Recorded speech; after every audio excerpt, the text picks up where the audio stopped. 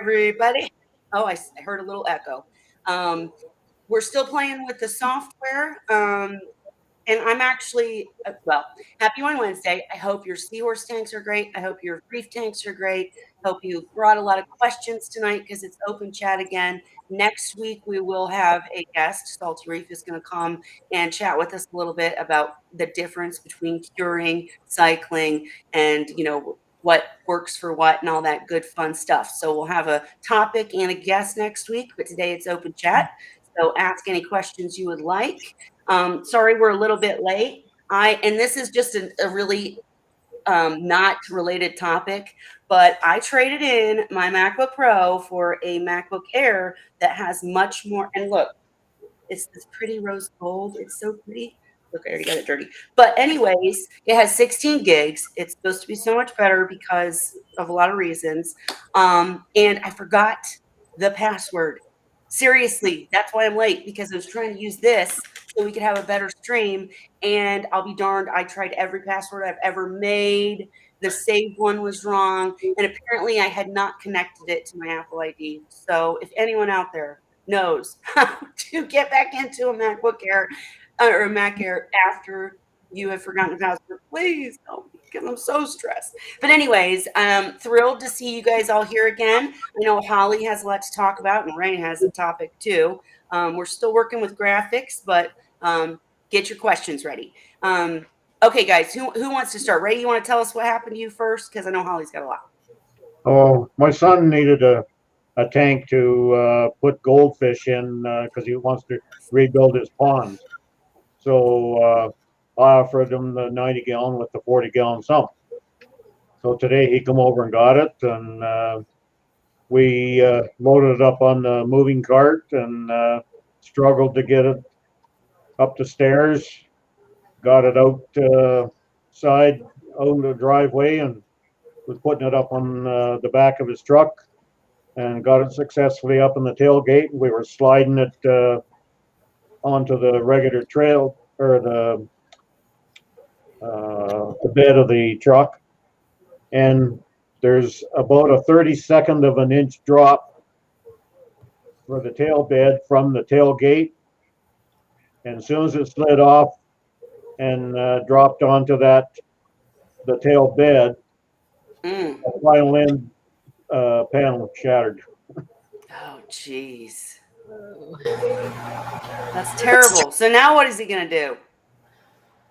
I told him to take glass and silicone the hell out of the glass, especially all over the shattered areas, and put the glass on and work it down so it's in tight. Make sure there's silicone throughout the whole contact surface, and then put a smaller one inside that's maybe a couple inches out around where the shattered areas are. So between inside and outside, it'll probably get him by. It's not like he needs it for a show tank now. Right. But, and at least, it didn't have water in it, right? So it's not like Holly's experience. Holly's experience is a lot. Hey, can I just say, I hope that everyone noticed what I noticed. Ray's doggy jumped onto the chair and was rocking himself in the rocking chair. Ray, your dog was back there rocking the chair. It was adorable. That's a little hard to do because it doesn't rock. Oh, it looked like it was. Did you guys see it? Am I crazy? I missed him jump on and jump off. Oh, well, maybe I'm crazy. I'll have to look later. Probably just me. But anyways. You didn't confuse the treadmill there, eh? The top of my maybe head. That was it. Maybe, but I know I saw a dog. Well, he's sitting right here beside me. Maybe I really lost my mind. Look, it's like the eerie ghost movies where, or Slender Man. What's it behind you? No, I'm kidding. Anyways, okay. Well, I'm sorry to hear that happened. I'm glad that you were able to, give him good advice to fix it. And that sucks, though. Out of my house. Yeah, right. Exactly. Is your seahorse still doing good? Still okay? Just all alive. It's just that one pinched in on the male. I have no idea why. Mhm. I know. Well, we've never figured it out, but it's good that he's still alive. And yes, guys, it's been a busy week. I didn't go get a wine glass, so I'm mason jarring it tonight. Sorry, it is wine. It's Chardonnay. Anyhow, and I Send me definitely, some. yeah, right. And I want to talk to Cheryl after Holly because about what my seahorses are doing and what hers are. But Holly, I know you had a bunch to talk about, so I want to give you the floor. I do. So one of the overflow boxes has arrived. And so I need some advice from you experts on plumbing. So I have another one of these coming. There's going to be two. And I printed out, they don't have instructions because it's an off brand. It's kind of like figure it out on your own. Right. But I found and I read comments from people that it's the same as the CPR aquatic overflow box, pretty much. Okay. So there's a few questions I have about plumbing it. Okay, well, real quick, Holly, when you show it to us and you talk about it, just I know you can probably see it too, but just remember that you've got a seahorse over there in your box, so hold it like I'm in the trying middle. to get it away from the seahorse. Okay, here we go. There you go. Okay. All right. And So one in PVC schedule 40 or 80 or something goes in the bottom. I got one. Yeah. Okay, so this I was going to ask about. I think Ray just answered it, but it's a slip to slip connection. It looks like it's slip to thread. And I have a hose that fits it. It goes in, but it'll leak, my husband says. So Yeah. I was reading some people use PVC. So you would put a PVC pipe to this and then to that vinyl tubing? Yeah, the No, problem I actually, mine's made strictly out of the 1 inch. I have the 1 inch that I shove up in there. I siliconed it. You can seal it with regular glue, but then you can't take it apart again. Exactly. So, That's what I was going to ask you is what to use. So silicone it yeah, to PVC plastic piping. yeah. And then Let me write that down before I forget. I'm looking at mine. I'm not trying to leave you guys. I'm looking at what I did because I don't remember. So I'm looking. Go ahead. And then you hook the vinyl tubing to that. no, I Same way. You use just the plastic, right? Not vinyl tubing. Holly, I remember? don't call it plastic though. PVC. PVC, yeah. Remember Put the bottom and then another piece of PVC and then another elbow and another piece of PVC pointing down. exactly. Remember And the I'm nursery? going to need to use the tubing though because it's going to have to go further away. Remember the nursery tub video? And there were those connectors that I showed that are in there that you attach, push one end onto the PVC, and the other end has a thread on it. What you can do is put that on the end of the PVC, and then connect the hose to the threaded coupler. Am I making sense? I think, because I think a guy at the hardware store showed me that. The thing's kind of looks like a nipple almost. Yeah. Right? Yes. It's like yeah. Okay, so I know what you're talking about. So a PVC. It's called a PVC coupler. Coupler. And you need a slip. Yeah. You need a slip. And then it goes to, and then it can go to the tubing from there. And for the coupler, what do you use to glue it? Okay. Hold on. For the coupler, what you want to do is get an internal slip and an external thread. And that's what mine has on the bulkhead. It's external thread and it's slip inside. Right. So like what Ray's saying, take the PVC pipe goes inside of it, right? And then the connector, the PVC coupler comes next, and then the vinyl tubing connects to that. Exactly. All right, gotcha. And what do I use silicone to connect them, or? It depends on if you ever want to take it apart again, which is what I would recommend. Use the silicone. Okay. PVC it's not going to work because It's gonna glue. Yeah, that's what I was thinking. But the silicone will be strong enough to seal it so it doesn't leak. Sounds is like. it threaded? Is It that out. threaded on the outside? It's threaded on the outside. Okay, the other alternative, which would work even better, quite frankly, is to get an internal threaded PVC coupler, Mm-hmm. and then you can just twist it on. If you have to change it, you can twist it off, and it's going to be a more secure format. See, so I could get one bigger to put on this and then connect to it. Exactly. Oh, okay. And that's actually what I did. I have one that twists on, and I used somebody in the audience, if you know what I'm talking about. It's like it's called thread tape, just Yeah. to make sure it was even Yeah, more secure. Yeah. Plumbing Okay. tape. Yeah. And plumbing then I tape. have that go to, for some reason, I don't know why, but I have that go down to PVC. Don't know why. But then this was made for me, by the way. But then it goes to, I believe, what you would call a coupler.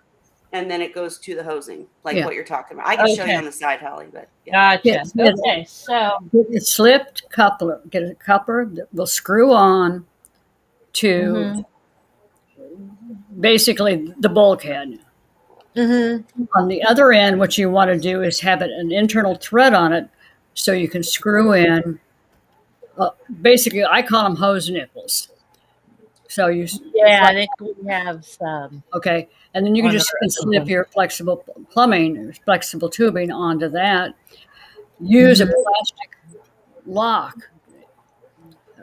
Use a lock you cut out.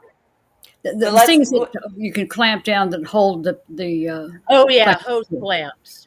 Hose clamp. Thank you. Yeah, I'm awake tonight. Perfect. No, the hardware store was mentioning that to me too when I described it to him. It was before I had the box, but I was telling him what I was doing. He was showing me the plumbing pieces and things. So can you guys in the audience tell that we're also excited to talk? I'm gonna have to get like a remote control to mute people because we all talk over each other. But Ray was trying to say something. Go, Ray, and then Holly. I just wanted, before I forget, the container that sits inside the tank can be adjusted for height.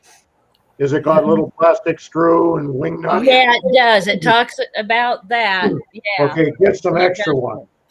I'm always stripping the damn things. Yes. Thank you. Good advice. When they strip out and you don't have another one handy, you got to keep the thing cut down while you go get some. Yep. Oh, gotcha. It'll just fall down into the tank. I'll look for a supply. So is this these screws, are they common to find just at your hardware store? I don't know. I just discovered it for myself happening today.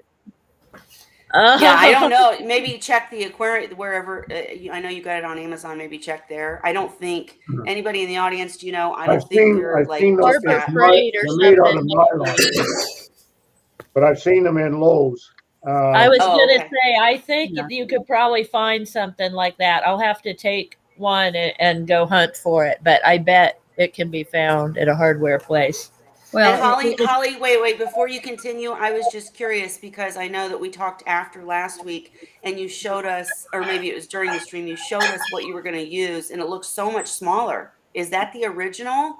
Or this is what I ordered. Yeah, it just came. Wow, that's a lot bigger than what I thought it was. Yeah, so it's rated 600 gallons per hour. So I got 2 of them. Right. Because Chris had said with 2 of them, I'll get my 1,200 per hour that I want. Yeah. Yep. No, Chris Carey gave her great advice afterwards. So I just am surprised how big it is. It looks so much smaller in the picture. But well, in the picture, yeah. So my next question is this. Okay. The other thing to be aware of when you're using overflow boxes is if they do get air in them and you lose a siphon, you're going to end up with water all over your floor. I check mine twice a day, every morning and every evening, just to play it safe. But I'm slowly getting rid of all my external overflows and going strictly with internal overflows. But it's just I've never flooded the floor yet. Right. And I was going to say my next question. Is what I was asked about next. That's your break off. That's your airflow. this is what helps prevent that from happening. And I'm reading how to do it, and I have some questions about it because I read a bunch of different ways, and I'm not sure what to do. So I read something that talked about putting an air check valve on this and closing it was one thing I read. Another one is putting it under the water, which of course would mean I'd have to put a longer airline on it. And the third way that most people talked about was hooking it up to a pump. And what I'm wondering, is it hooking it to the air intake on a power head underwater? Is that what do I hook it to pump wise? Mine doesn't even have one, so No, I'm listening. mine doesn't have one either. I don't have any. I don't have one either. But do you know how that works? The siphon tube, shove an airline tube up it and suck out the air. And if I see bubbles starting to accumulate in it, put the airline back up again, do it all over again. Of course, you turn the tank pump off while you're doing it, but well, and I would just add to that. Wait, I would just add to that I have had with the YouTube. I've had situations where you see an air bubble, and that's disaster. You don't want air in that YouTube because that's what leads to it not working anymore.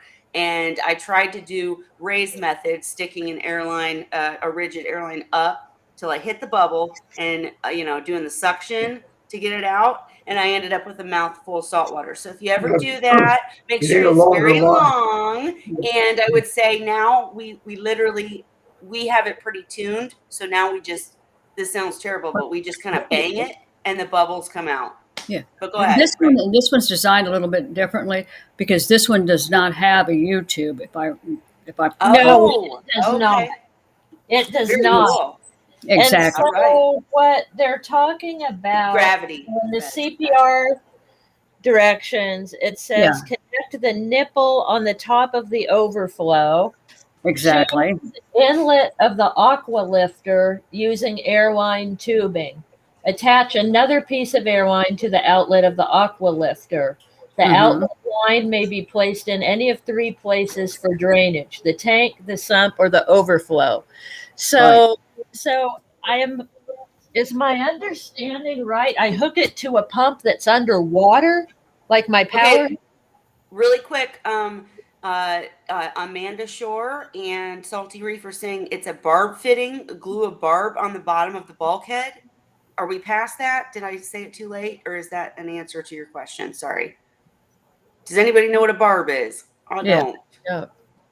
Okay, well, Salty, maybe you should jump in.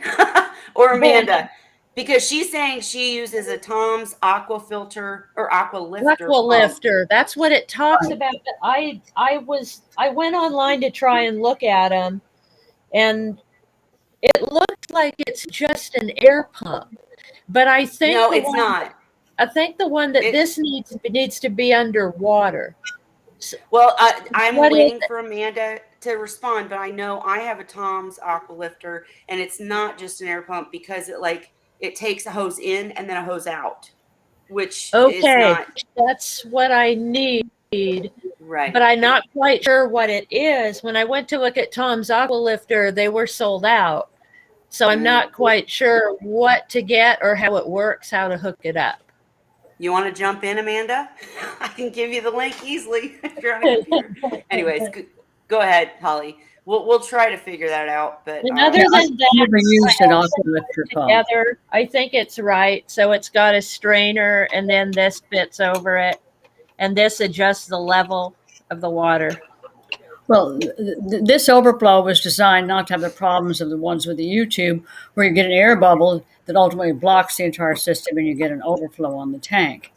I was going to say, this is impressing me. I really like this. The primary disadvantage is if the pump goes out in the middle of the night and you get an airflow, you've got a problem.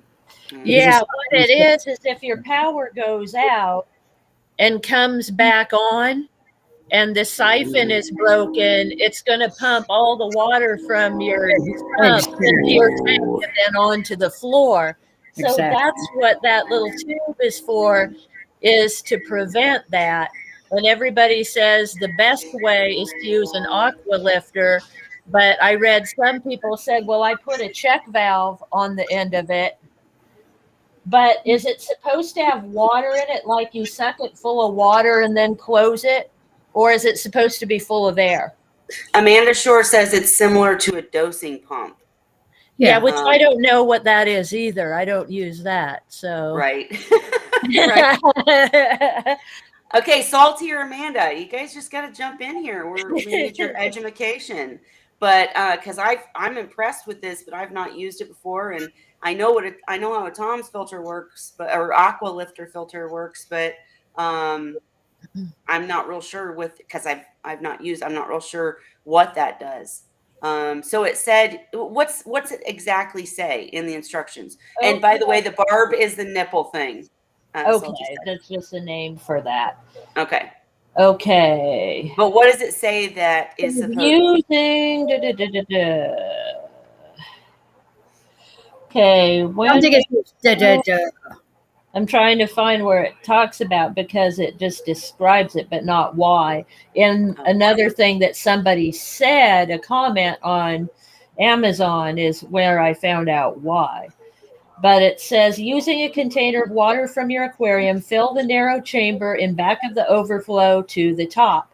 To start and maintain the siphon overflow, draw the air out through the nipple on top of the overflow by one of the following methods. So you draw the air out either with an aqua lifter, it says. Okay. A Venturi power head. So I'm getting that. So it's saying that if you hook that up to a Tom's aqua lifter, that Tom's aqua lifter is gonna pull the air. Right? But my question is to Amanda or Salty, where's it supposed to go to then? Because with my filter, you got to go in and out. You can't just. Yeah. Okay, so when you initially start the siphon overflow, it will drain water from your aquarium down to the level of the front edge of the overflow box. Right. The sump part of the filter should begin to fill with water. It may be necessary to add water to the sump if the return pump is not completely submerged. Make sure that the return hose is firmly attached to the return pump before plugging in the pump. Plug in the return pump. The flow rate should closely match up with the overflow rating of your overflow model. Issues may arise if the return pump flow is significantly different than the recommended overflow rating, yada, yada. So we talked about that last week. Okay, let's see if it talks about the siphon break. Okay, well, hang on, because Amanda Shore said, hook the inlet side of the aqua lifter pump to the overflow tube. And then she uses an airline to return it back to the tank and maintains the siphon. You would run the pump 24/7. So, and I have a question about that. So, because that makes sense to me. But when you say you use an airline to return it back to the tank, then it goes into the water. And how do you use a what you're trying to do is remove any water, or not water, air that is collected due to a power failure. So what you're trying to do is pump water into the overflow and force out any air that was in there. And what you do is, if you run it back into the tank, when the pump is, as long as the pump is running, it's going to basically start by pumping the air out, and then it's going to just push water back into your tank, which is not going to help you. So I need to hook this to the inlet of the aqua lifter, and then the outlet into my tank, and run it, and that's how it works. Now, what is equivalent to an aqua lifter? Does anybody know what that type of pump is called? Because aqua lifter is a brand, and it was sold out everywhere I looked. So if anybody knows, you just suck on the tube until the air's all out and the overflow is working, and then plug the tube off. That's not going to work. Valve method. Really? That was one of the other methods. And somebody else, said, suck the air out and then put the tube underwater in your tank.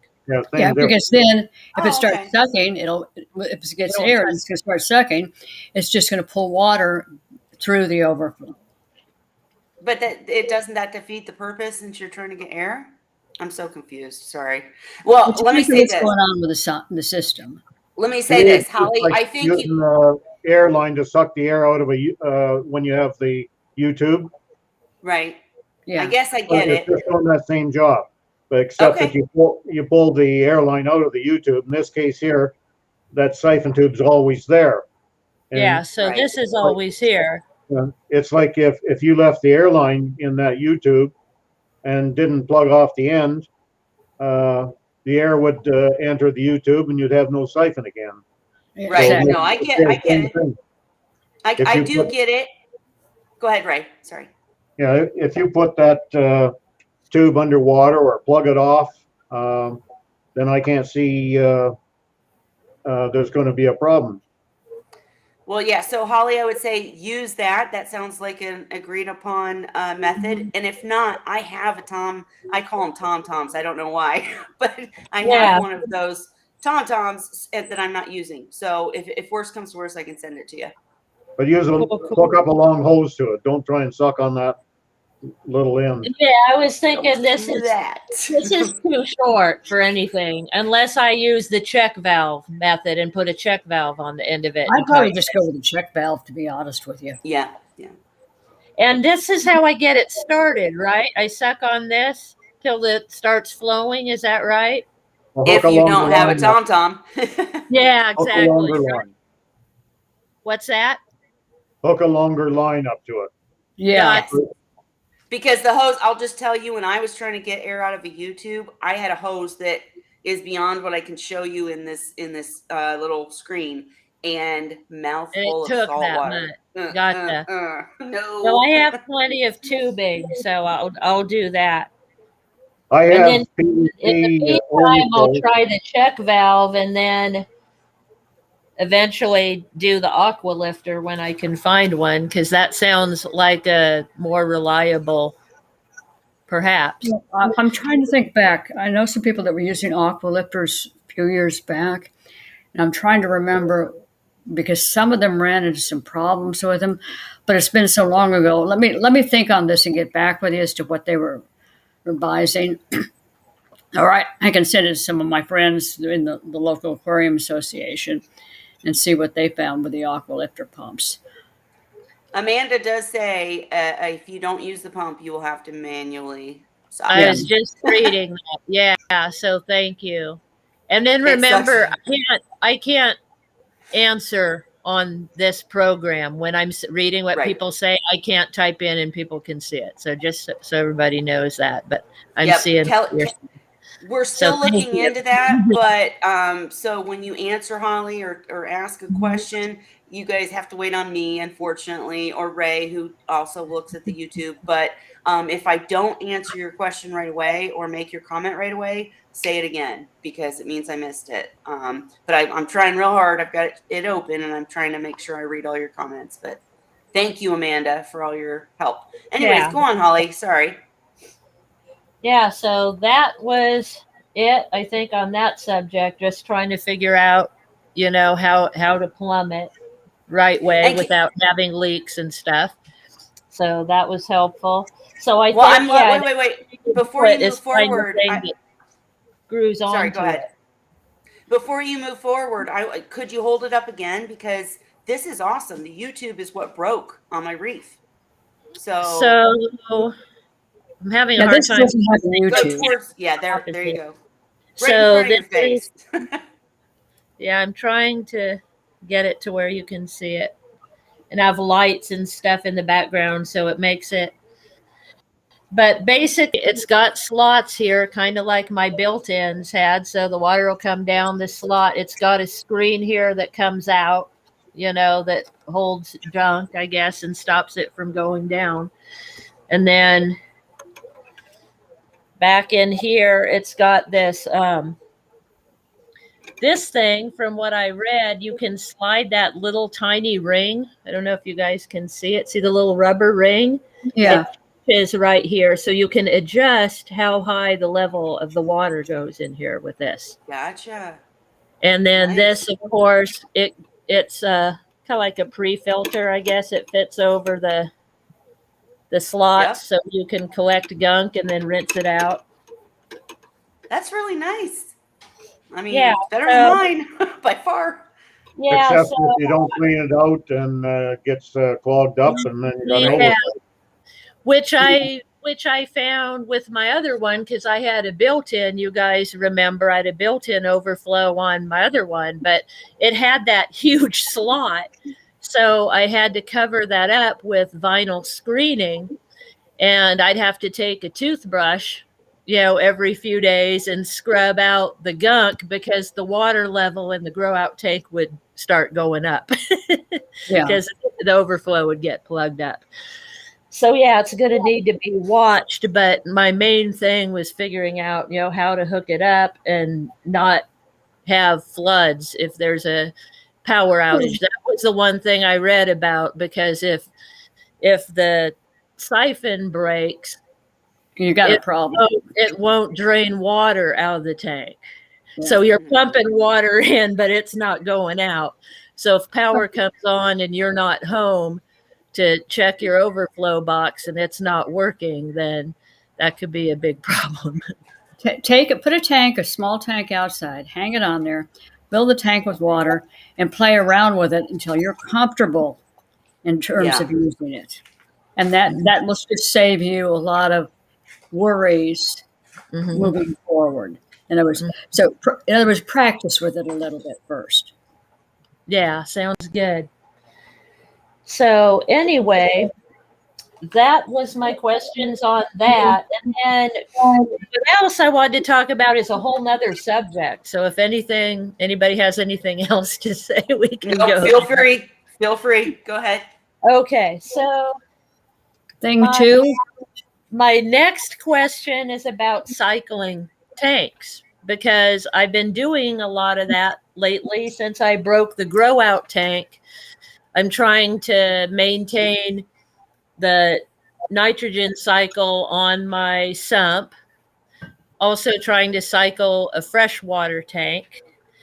And I ran into some things I hadn't thought about before. And I think I figured it out just by reading other people's comments online.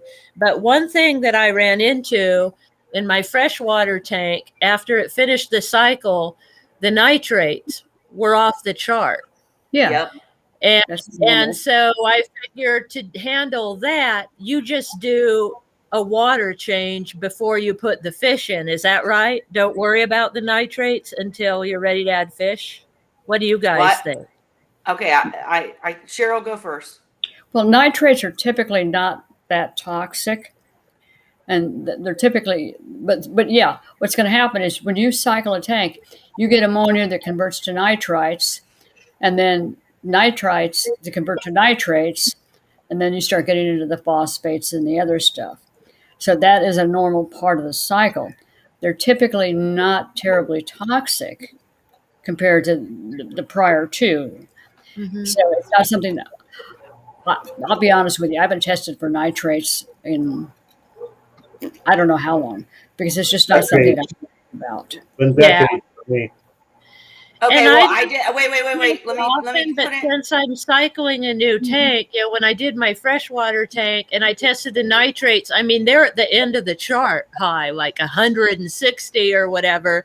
Yeah. And then I started reading people say, oh, well, at that point, after it goes through the 24-hour cycle from the ammonia to the nitrogen, then to the nitrates, when you're ready to put the fish in, you do a big water change to get rid of the nitrates. Is that right? So just to clarify, you're saying nitrates, not nitrites. Nitrates, yeah. Okay. I thought we were talking nitrites, and I was like, I disagree. But nitrates, no, nitrates. Which, they're not as dangerous, I know, but when I was reading about the ammonia nitrite cycle, nobody talks about the nitrates at the end. it always, like, once it cycles through 24 hours, it removes the ammonia and the nitrites are gone too within 24 hours. Then you're ready to add fish. I'm like, Right. okay, but now my tank's got 160 nitrates in it. So do I do Well, it? I would absolutely say definitely do water changes to bring it down, because I can't scientifically tell you the conversion rate or whatnot, but I truly believe that nitrates have to do with organics and have to Mhm. do with phosphates and all of that. So in a Mhm. seahorse tank, it's more worrisome than in a reef. But yeah, it's not as devastating as nitrites or ammonia. But yeah, I Yeah, would say this was like a freshwater tank. I'm not even talking about salt water. This is right, my right. freshwater. So I'm like, oh, I haven't If you lived had it. the other don't they thing I make would say, nitrifying pads the for other thing I would say fresh is water? add plants. If you're into plants, Mhm. plants love them nitrates. All right, go Yeah. ahead, Cheryl. I was going to say, uh, you, I'm sure there's some denitrifying pads that you could even add in there that would help. I'm not, I haven't done fresh water in years. Uh-huh. I know they make them for salt water, and those will pretty much clean that part of it up. Mm-hmm. I'm Yeah, trying. yeah. I see those pads. I actually have in my canister filter for the grow out, because they have a canister filter right now. I put in ammonia removing pads, Mm-hmm. which hopefully are helping. But I'm running traces of ammonia in that tank. I'm having to do water changes nearly every day to get rid of it, but I'm keeping it down to 0.25 and below, so basically just a trace. So they should be okay till they get their sump back, hopefully. But yeah, it's been a lot of work. It's always crazy when you're rearranging tanks. Yeah, and they've all turned dark now because they don't have their pretty background anymore. They've a piece of window screen that's trying to keep them heater, but I found them hitched to the heater 3 times now. They work their way behind the screen and they're Oh, like, geez. Mom, look where I am. So yeah, so anyway, so I'm kind of fighting with them. So I'll be glad when I get the overflow boxes on Yeah. this tank. And then for this sump, I mean, it's pretty much staying cycled now. So when I hook it back, if it's got, I haven't, yeah, the nitrates I think are high on that too, come to think of it. I'm sure they are. So when I hook it back to the tank, should I worry about those nitrates, or are they going to dilute with the tank, or like what? Nitrates typically they can go extremely high without negative effects on seahorses. They're just not particularly sensitive to them. But this is freshwater, right? No, now I'm talking about the seahorse tank. I'm Oh, okay. talking Okay. about when I hook my sump back up, because Okay. I'm finding I checked when I saw how high the nitrates were in the freshwater tank after doing the ammonia cycling. I was like, I wonder if that's happening in the sump too. And it was. The nitrates are pretty high. So I was wondering, do I need to do anything about that when I hook the sump back up to the seahorse tank, or just let it work itself out? I haven't tested for nitrates, and So several it's years. not something to worry about, really. It's not something that concerns me. If Okay. I would change some disagree. water in it anyway, and then you'll be comfortable. Because Just it's some water going to changes. dilute with, 75. I figured out there's 20 gallons of water in the sump, roughly. And the tank's 75 gallons. So I figure when that water meets each other, they're going to, balance out. But why not do a water change while you have the smaller amount of water, right? Instead of possibly So having in high the sump, nitrates. see, that was what I was wondering, is if I was to water change the sump, though, would it hurt the biofilter? No. Why would it? Yeah, no.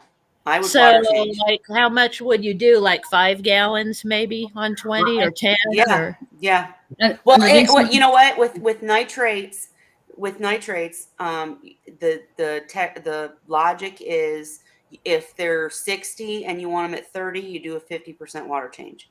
So if yours are like at 160, I mean, like, yeah, I'd they're probably not at least, they're not as high as the freshwater, but they're high. I'd say they're probably 80. so I I'd think. probably do a 50% water change. Gotcha. Yeah. What you're looking at doing is if you do a 50% water change, it's going to drop them by approximately 50% of And what's then in they'll be them. diluted by adding to the tank. Exactly. So you'll be And then good. they're Got already in the tank, and you've got filters in there. Also, leave the other filters in there until you get the whole system stabilized. And it was Gotcha. And I did order some of the stuff you were talking about, the Fritz Turbo Start, Cheryl. Yeah. So I was thinking if after I transfer everything, if I'm getting ammonia readings, then should I add that or not? No, because most test kits do not separate between the difference between ammonia and ammonium.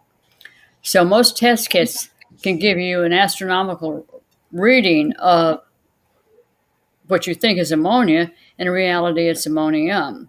The thing you have to remember when using a product like that is it's only good for about 48 hours, and then it's going to be convert back to ammonia. But Fritz Okay, but Turbo Start is wait. bacteria. It's not the thing that blocks ammonia. It's just adding the bacteria. Right. Exactly. Well, it does. No, it has a dual function. Oh, I didn't know that. Yeah, it has a dual function. It converts ammonia to ammonium and also adds nitrifying bacteria. Gotcha. This is why I love it, because I have used it on more than one occasion where I had a tank where I start to see a trace of ammonia coming up. I could add the Fritz Turbo Start 900, and by the time it was ready to convert back to ammonium, the bacteria had already taken over. The biggest thing you have to remember when using the nitrifying bacteria, you have to turn off your skimmer.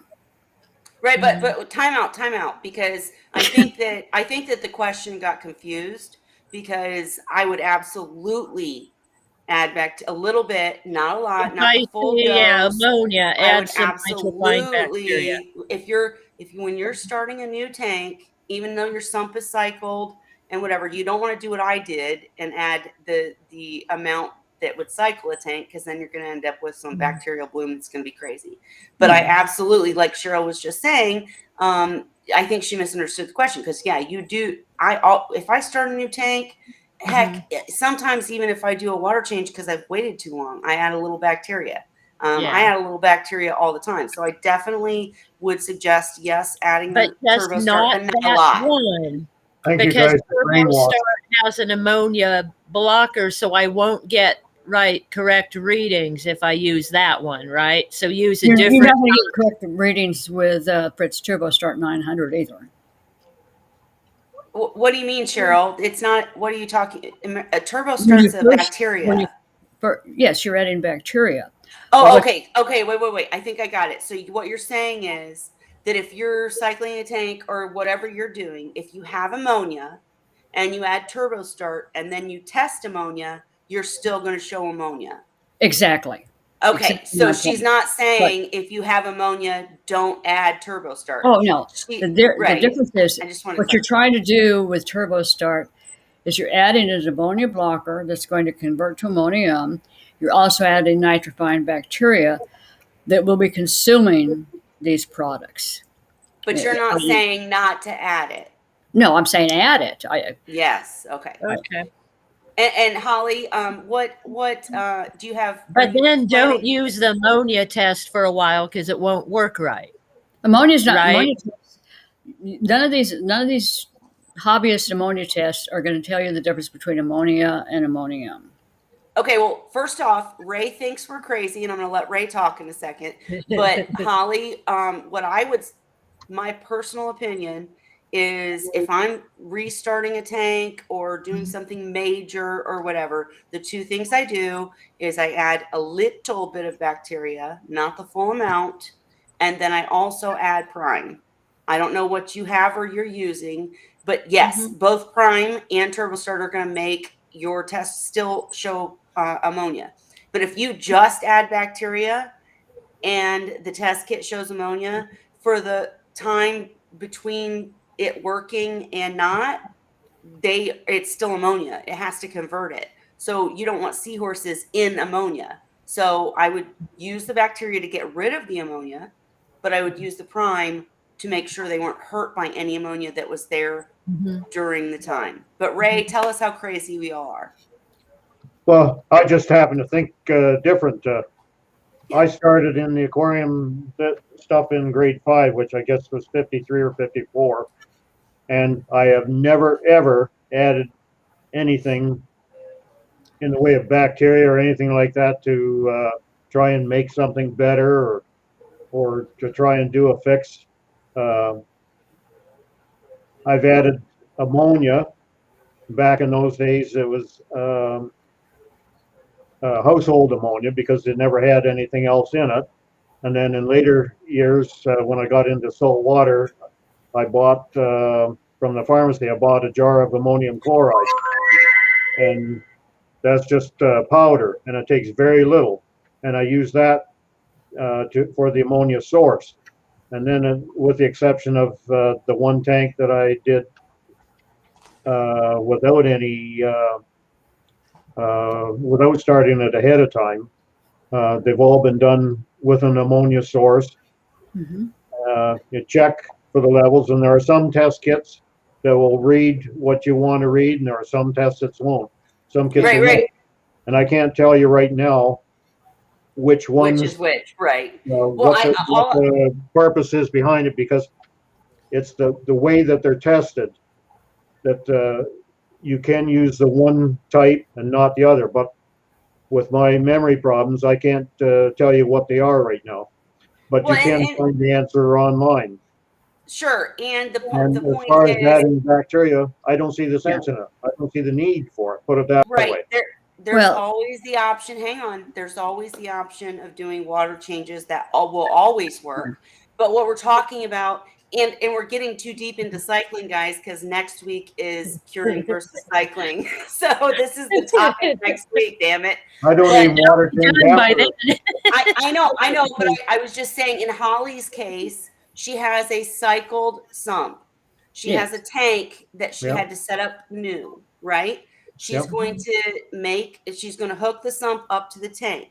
And what she's asking is, if I do that and I add my seahorses to it, and then I get an ammonia reading without adding anything, without doing anything, then what? So the first thing was about nitrates. Hang on. The first thing was about nitrates because she's got very high nitrates, and we've suggested doing a water change to bring the nitrates down in the sump. Then as she hooks it back up and adds the seahorses, if she gets an ammonia reading, I'm going to stick to my advice. Either you can go old school and do a huge water change, or you could add a little bit of bacteria and a little bit of prime. But where's the ammonia coming from? Right, you shouldn't even have that problem. Well, maybe I hope not, but just in case their load is too heavy for the sump, I don't know that. And that is the answer, right? Because this sump has been sitting, feeding upon itself. She likely, I don't know, but hasn't been adding ammonia. I have been. I tried to raise it. It's one thing. Cheryl told me to raise it to 2 parts per million. Exactly. As far as, and it was taking days. But it did go through. But then I brought it down because I started reading on cycling. They also tell you to drop your ammonia level in half after a certain, like after it's cycled, then drop it to half. Yeah. Okay. Well, that's probably for a reef tank, not a seahorse tank, because seahorses have higher bioload. And all I would say is, no drop. But I would say that you followed the instructions perfectly and you did what you were supposed to do. But if you read anything about cycling, typically they say then do a huge water change at the end because you're through ammonia and nitrates, and now you've got nitrates. Get rid of those with a huge water change. Yeah, you should be fine. However, I was just going to say for anybody watching, because I want to make sure we cover anybody new, that if you did set this up this way, like your pre-cycling media, or you had a sump that was cycled and you're adding it to a tank that's not cycled or is new or has new seahorses, it does depend on the amount of seahorses you have in there And I'm just saying, to be safe, have bacteria and prime on hand. Now I'm shutting up. Go ahead. Well, I'm just going to say, I can cycle an entire system in 6 days. Yeah. Yes, Cheryl, we know. You're amazing. But it's one of those things where when I do that, if I have to do it for some reason, I'm going to be testing that tank every day. I'm going to have bacteria on board. I'm going to have CChem Safe on board. Yep. I'm going to not be running the skimmer. I'm going to make sure I have a very low bio load on that tank. But it's one of those things where I've been at this so long, it's you kind of, I call it my gut feeling when I look at a tank. Yes. But that's not something that everybody can do because Right. it comes with experience. And But- that is why I constantly interrupt. Apology, Cheryl, but I Yeah. just try to make sure that anybody who watches this later understands that this is an expert, that's an expert, she's new, I'm kind of mediocre, and bottom line is, I just want to make sure anyone new watching this gets the full picture. Don't go and think you're cool. And Yeah, 'cause not it gets understand. And we confusing will talk because- about curing, cycling, and even more next week with Salty Reef. Go Yeah. ahead. I mean, most of what I read didn't say what to do about the nitrates. It would end there. Right. And then I found this thing, and this is talking about Fritz, how to cycle an aquarium, and that's where I read to add half a dose of ammonia. It says now we still want to make sure that the bacteria has enough food to eat, so add half dose of ammonia as needed each day if you have to keep the levels above 1 part per million. Yeah. Okay, so wait, is this Continue after the tank? testing. Is this after the tank or the media is cycled and you're just feeding Yes, it? it's at a Okay, that certain makes sense. point. Right. It's You don't about want a week. It says when Right. you can add a half a dose of ammonia and both your ammonia and nitrite read 0, 24 hours later, your nitrogen cycle is complete. Well, that's very true. But one of the things you have to be aware of too, when you're using pure ammonia to cycle a system, if it's sat around for very long, it's going to have deteriorated. So you don't do what I did. I had an old bottle, added a specific amount to cycle system, got it up to the 2 parts per million. That was the end of the bottle. Went and bought another one, added the same amount. I had over 20 parts per million. Oh, Yep. yeah, because it Right. wasn't, the Just- old one wasn't as strong. Gotcha. Yeah, just Well, to- one And thing- no. Holly. It's lower on the nitrite side. It takes a couple days to get rid of the nitrites, but only 1 or half a day to get rid of the ammonia. Right. The thing is, if you're Wait, running, time out, guys. We're all talking. And all I wanted to say is Dan did an excellent Wine Wednesday where he went through this in detail about cycling. He talked about the fact that nitrates take a lot longer to work to nobody likes the term eat, but nitrates take a lot longer to do their job than ammonia bacteria does. I'm saying it wrong. The bacteria that takes care of nitrates takes a lot longer than the bacteria that takes care of ammonia takes to do the job. But in this case with Holly, so anybody new, I would suggest you go back and watch that. I'll try to link it when we're done. But Holly, in your case, you have a cycled sump.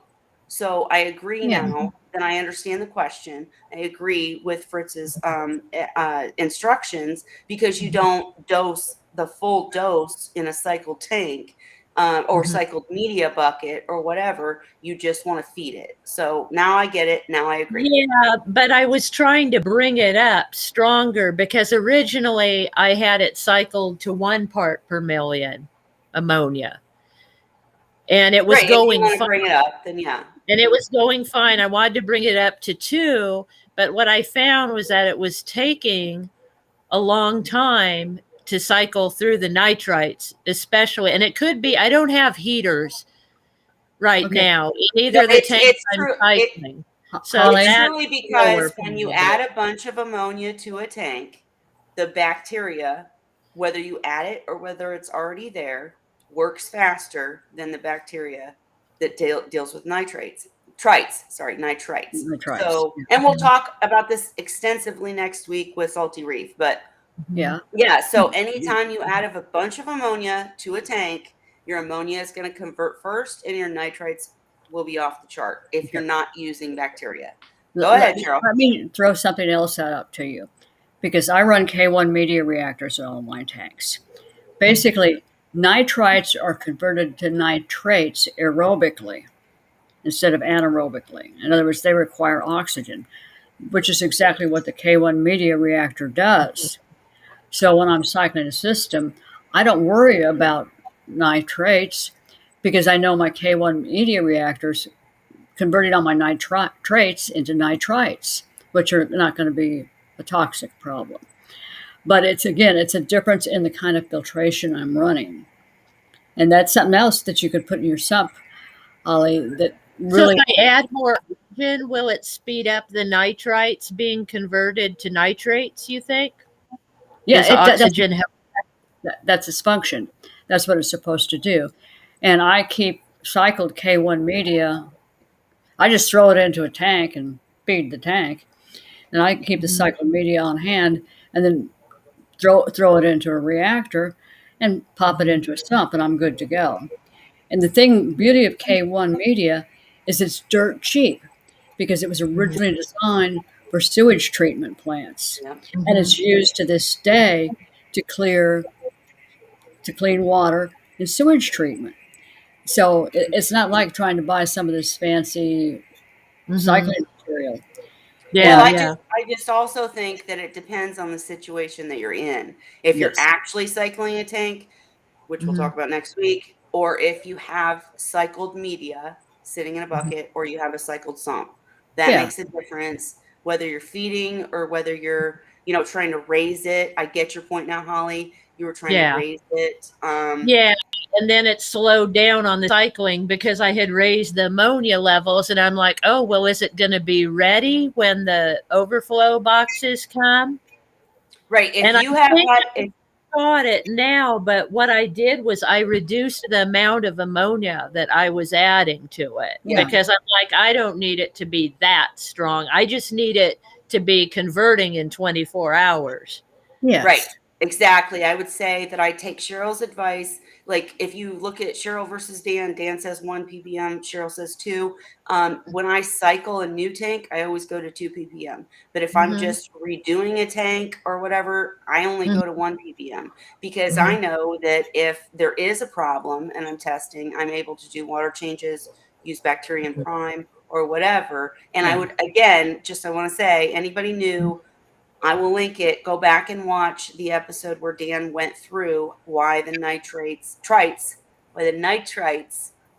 take longer than ammonia, because I can't quote him, but The it is bacteria the bacteria that converts it is slower to populate. right. One thing is again, most people aren't going to do it, but I keep filter media in tanks that are empty that I add pure ammonia to on a regular basis. Yeah. And monitor them and I clean them and take care of them because I never know when I might need that filter media. So I always keep some filter media on hand.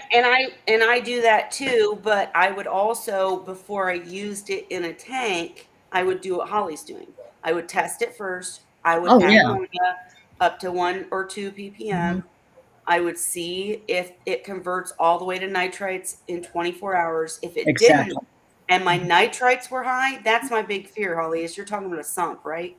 Yeah. Did you get rid of the nitrites? Are they converting in 24 hours? I'm trying to see. Because I would not, that's my whole point in we're talking about different things, which gets confusing.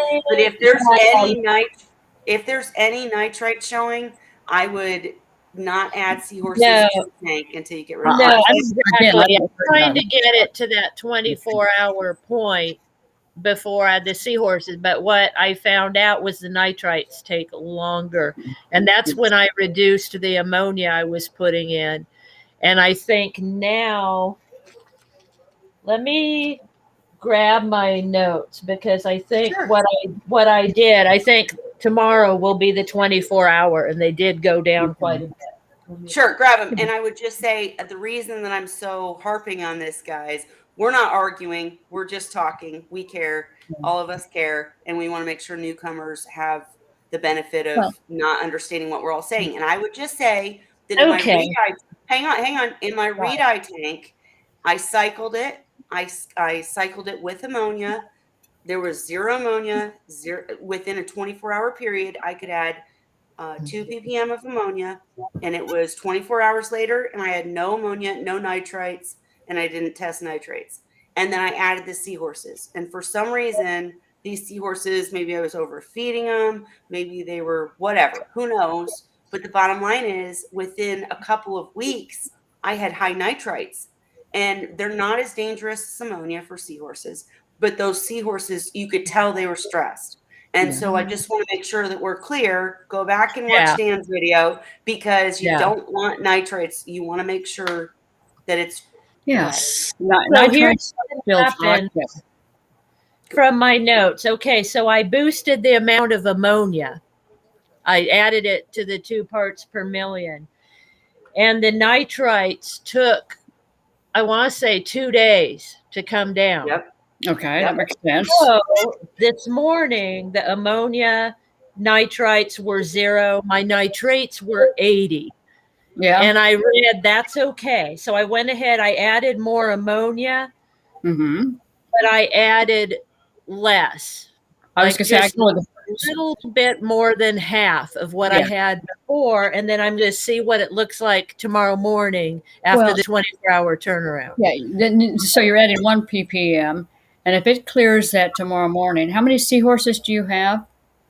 There's 9. There's 9 in a 75-gallon, 25-gallon, or 20-gallon I think you're going to be fine on that, because you've still got those other filters that are currently in tanks with them that you can add to the augment until everything else is where you want it. I have one final question for Cheryl about this. When we're talking about keeping cycled media that you add ammonia to, because I talked with Dan about this extensively, and I was like, how often do you feed? Like, for instance, she's had a sump and she's trying to get it up to a higher conversion rate, but how often do you feed cycled media with ammonia? Well, it depends. If I've got a tank that's clearing 2 parts per million every 24 hours, and then I back off on the amount I'm going to reduce. I'm probably going to kill off some bacteria. It depends on how long I'm planning on keeping it. It's like my favorite thing that I started playing with is in a set of nursery tubs. I got them cycled, and I'm maintaining the cycle because I got several 100,000 amphipods now. Yay. That I'm feeding mysid shrimp to. They love frozen mysid shrimp, it turns out, among other things. I'm feeding them TDO and other stuff. And they're growing like little weeds. So the amphipods are keeping seahorse nursery systems cycled for me. Right. And so it's one of those things. I'm kind of spreading out the love, so to speak. And absolutely. And it's actually working really well since I put this system together. It started as an experiment, and I'm like, ooh, I like this. So now I know. I can feed my adults. They can have live amphipods every day. Yep, and I know Dan did that in any of his dwarf seahorse tanks or his fry tubs. He kept live mysid shrimps to keep it cycled. But all I'm trying to say is, if you have anything in the tank, you can't use ammonia. Period. If you have snails or any of that stuff in your tank, you cannot use ammonia. And if you're keeping media or trying to, it's just, we'll talk more about this next week. I said it already, but it's just such a difference between cycling a tank and keeping media and or maintaining the cycle for that, because I mean, Holly, I think you were right to drop the dose. Yeah, I was like, how much ammonia, because I was in the dark, with the sump. How much ammonia do I put in? I don't want to overdo it, and then it takes 2 weeks to cycle. So luckily I took notes on how much I used per gallon of water, ammonia. And it turns out that now maybe my ammonia is a little weaker now, like Cheryl said. I don't know, but it's about a milliliter for 10 gallons. In my case, it's actually a little more than that. It ends up being about 2 milliliters or just under. But I have to go by the milliliter measurement because it's, it's so small. So it ended up, I think I started in my sump, I put like 18 milliliters, I think, took it to 2 parts per million. Or not, maybe it was not. No, because I'm using 6 milliliters now. So it was like 12, I think, or between 12 and 18. But it took it like higher, I think, even a little higher than the 2 at first. So I backed it off because I'm like, oh, I can't have this not cycled for 2 more weeks when I'm doing water changes for these guys every day right now. But it was already cycled, right? Well, the problem is because the sump isn't hooked to the grow out tank now, the canister filter is not enough filtration for them. I did add a power head, which they really like, and it puts bubbles in the tank. So it's adding oxygen. So that improved things a bit. But I'm having to do water changes to remove ammonia. Yeah. And I'm trying to work at the same time. I mean, it's a lot of work. Of course. It's a lot of hard labor. So I'm trying to get away from that as soon as possible. So the I just had a funny thought for you. Wait. I think that's what I misunderstood. So the seahorses are actually in the sump? No, they're in the grow out tank. But see, I got a new grow out tank, but it does not have an overflow box. So that's why I got the overflow boxes I showed you, because I have to add them to that tank and then hook it to the sump. I get it now. And before, I know Cheryl wants to say something. And what I did was I grabbed a 13-year-old canister filter. I had an old Fluval 250 that I didn't even remember how to use. And I threw some of I filled it with bio balls from my sump, so it had cycled media in it. And I put in the chamber where you put the pads, I put ammonia remover pads in there. So I set them up as best I could, but I'm having to do a lot of water changes because it's not a big enough filter for their tank. Okay. Right. I get it. Molly. Ditch the bio balls. Start using rubble rock. You get them. Yeah, but Cheryl, she's just trying to get by until she can add them back. No, I know. I'm talking about moving forward to the future. Yeah. Oh, okay. For bio. Well, in the K1, I'd like to start using K1 at some point too. Yeah. Well, I will have my K1. Okay, time out. Because Ray has his finger raised, and I want to say real quick that will have my K1 very easy to set up media reactor that's made out of plastic bottles. Video up soon. The water bottles. And I want to make sure that anybody new knows it does not have to be this complex. We're getting complex because we are complex people and we all do different things and we're trying to help each other. But you can always come and ask basic questions. We're here for you. And next week we'll be cycling and curing. Ray, talk. I just have a question. Holly, with this tank situation here, you're trying to maintain the sump and keep its capabilities going. Why didn't you just put that stuff into your new tank, and that would have kept it alive and it would keep the process going?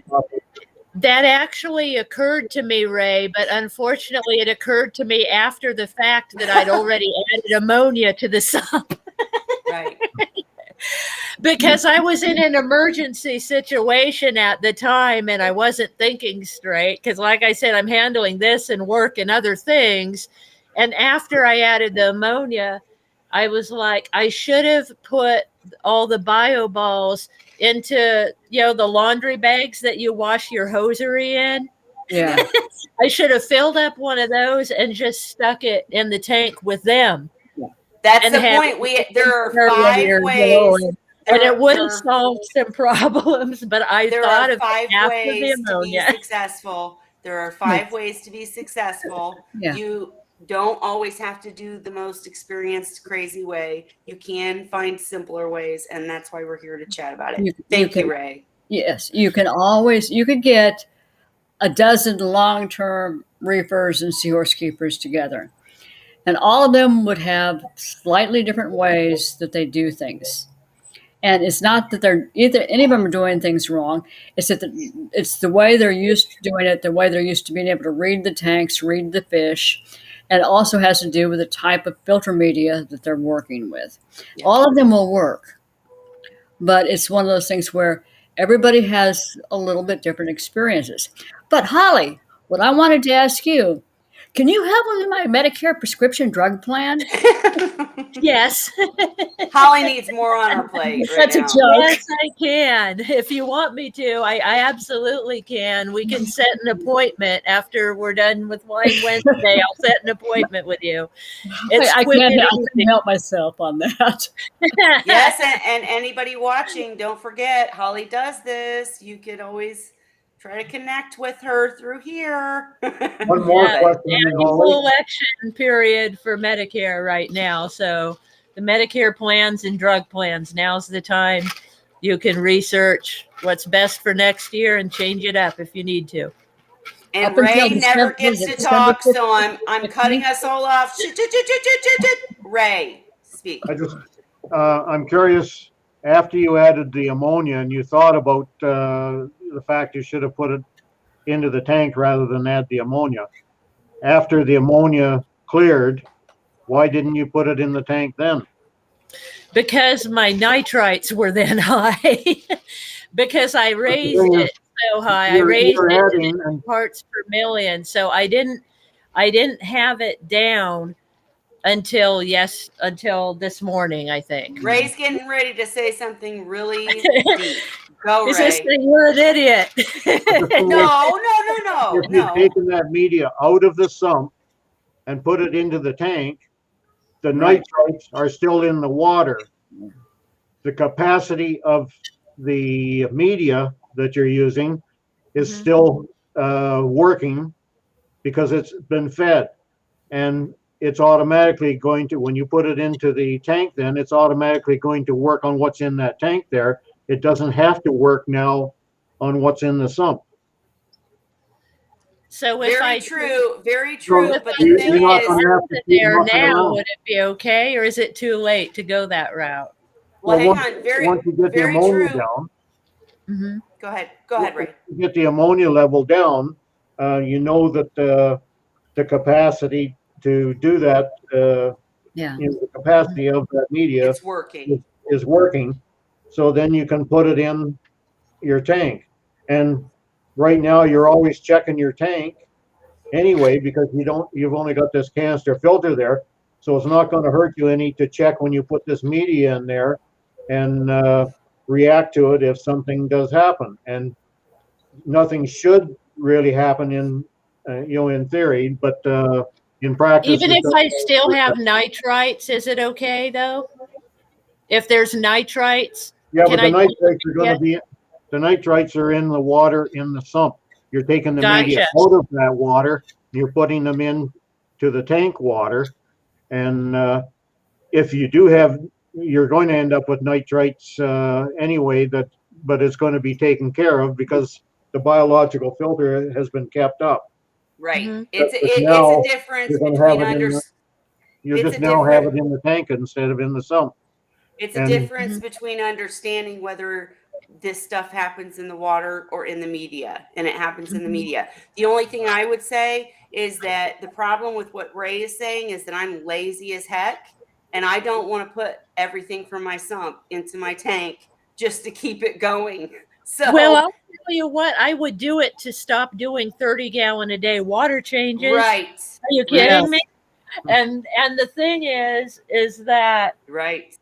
I mean, I work all the time, so, but I'm testing the water in the sump all the time. I'm testing the water in their tank, and I'm testing the new freshwater tank all the time. So I'm testing water left and right now. So it won't hurt to put the bio balls into their tank right now and test it.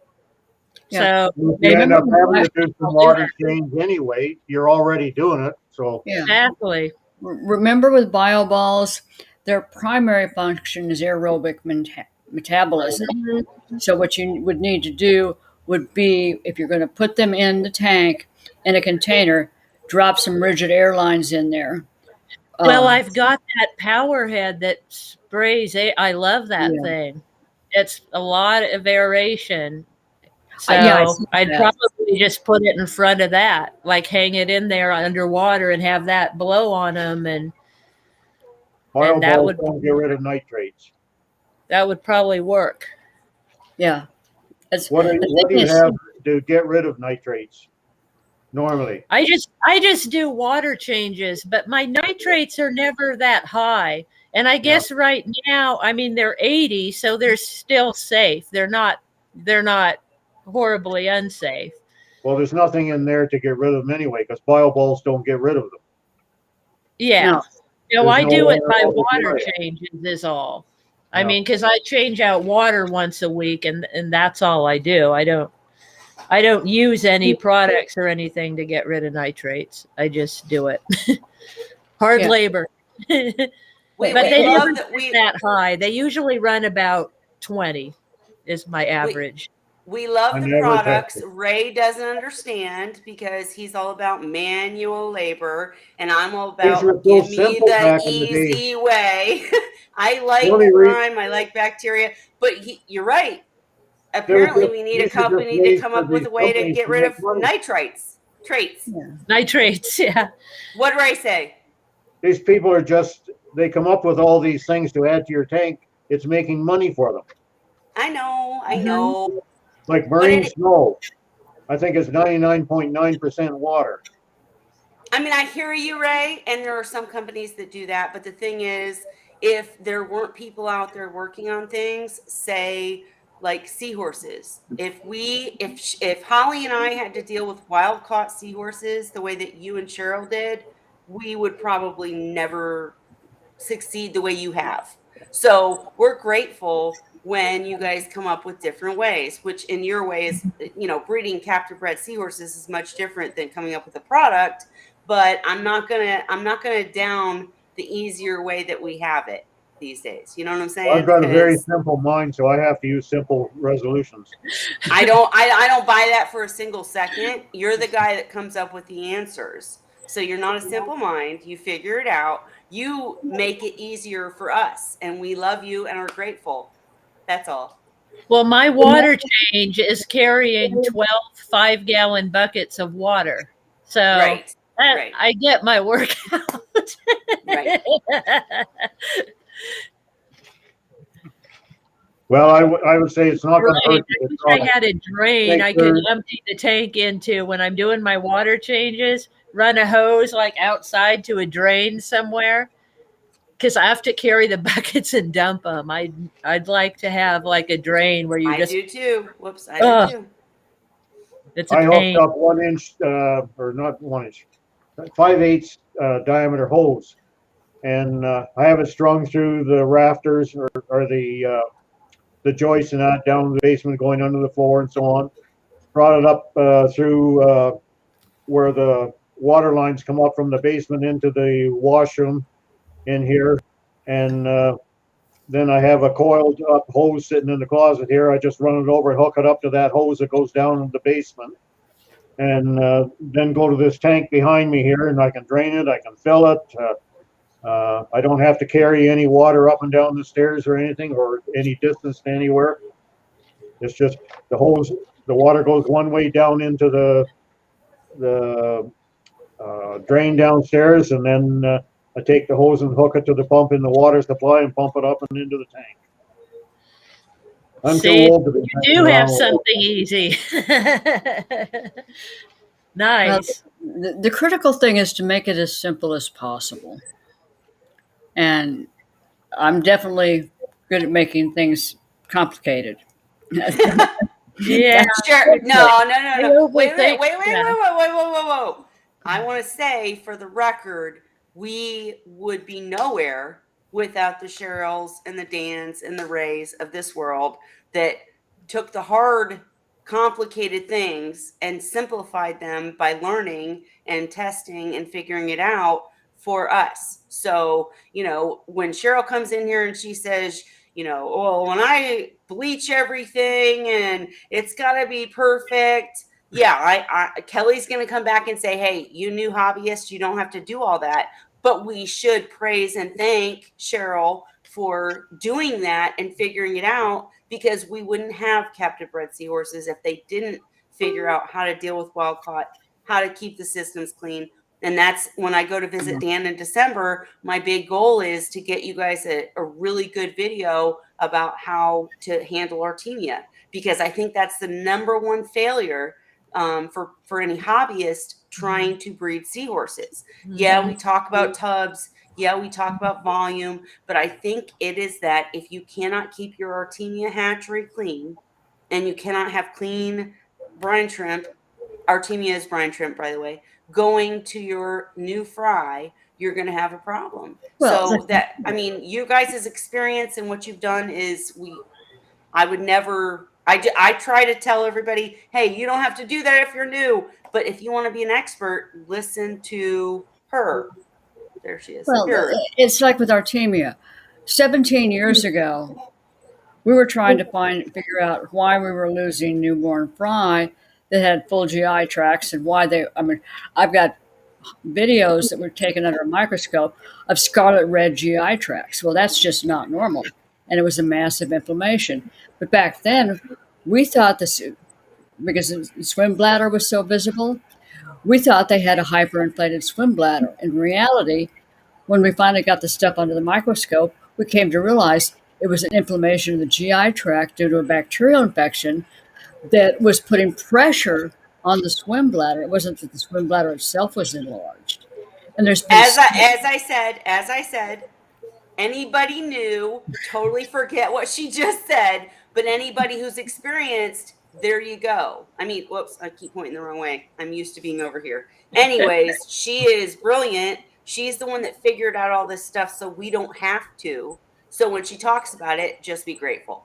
Go on, Cheryl. Sorry. No, I was just going to say, there have been so many changes. I mean, my first seahorses were wild caught.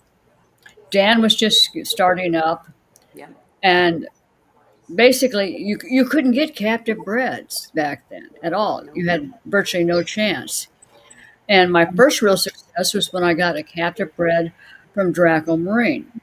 And the person that owned that business actually set up and designed the Baltimore Aquarium seahorse exhibit. Wow. And he sent me this beautiful, large silver male erectus. I mean, I'm talking huge. Next thing I knew, I had seahorses everywhere, hundreds Yep. of them. And I was like, oh, they can be raised in captivity. Absolutely. He paired up with a female that I'd raised from one of my wild caught pairs. And it's one of those things, and I'm sure Ray knows it. It's a gradual learning process. And if we don't experiment, we don't have discussions, we don't change things or try different things, we'll never move forward. Yep. And that's my only point, is that I always cut in and say, hey, newcomers, don't take this too serious, because these folks are experts. They've been doing this for a long time. They have the answers, but it doesn't mean you have to do it in your tank. If you're succeeding, you're succeeding. Hey, Cheryl, real quick, I wanted to ask you, how are the combs and how are your fry? So far, crossing my fingers. My combs still have not made any progress. My fry are doing really well. She dropped some eggs, and I'm not sure. Either both of the two males that are in with her right now are pregnant, or neither of them are, and they're just faking it. So I'm trying to figure out what she did. But don't tell anybody. I have 2 more coming. Oh, Well, wait, now you just told everybody. wait, oh, yeah, you did. Well, but do you mean, wait, do you mean combs or the yellows?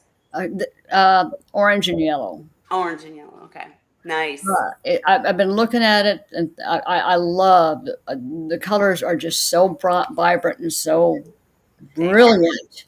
I mean, I go in there and I look at them and I'm like, how can you be so bright yellow, or how can you be so bright orange? And I've been looking at them and looking at them. Of course, we had the flooding, we had the really cold weather, and I've been procrastinating. I said, okay, I'm getting myself a Christmas present. Nice. I love it. Perfect Christmas present.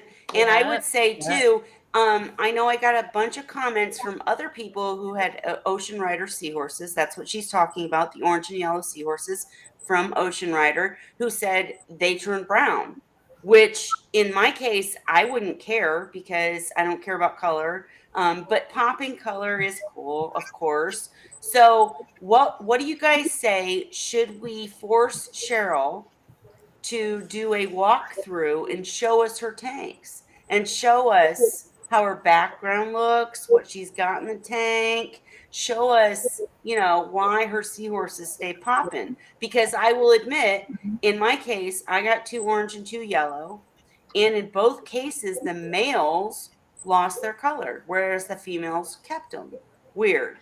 I And will as say too, when I had the accident with my grow out tank, now that they're temporary, they have no background anymore. They lost their colorful background. There's a black screen in there, and they were all bright colors, and now they're all pretty drab looking. And it only took a week? Yeah. It So comes down to lighting. those things matter. So I think we need to set aside an episode where we make Cheryl the guest, and whether I have to go there or whatever, and we go through Cheryl's tanks. But I'll talk to her on the side because she's like, oh, hell no, Kelly. But we'll see. But anyways, I was just going to say, no, I think that the care you give your seahorses, the backgrounds, the decorations, the advice that people like Cheryl and Dan and Ray give are very important to keeping your color if that matters to you. But I wanted to ask you about not being sure if they're pregnant, because we get that question on the group all the time. And I'm pretty darn sure that my male is in the yellow tank is pregnant.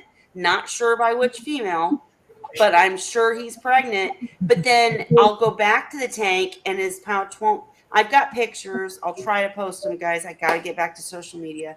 But I've got pictures where he's like this, like my nose, and then his pouch is like this. Okay, I better not stop doing that. Don't pay attention to my big nose. Anyways, he's like this, and then his pouch is like this, right? Mm-hmm.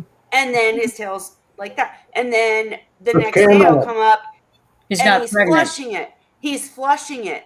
And so I know he's not pregnant. Yeah. But how can you tell when a seahorse is pregnant or just puffing? You can't always. I could never tell when he was pregnant. He was a surprise every time.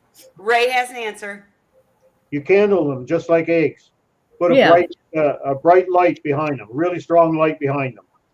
And then you can see if there's anything in the pouch.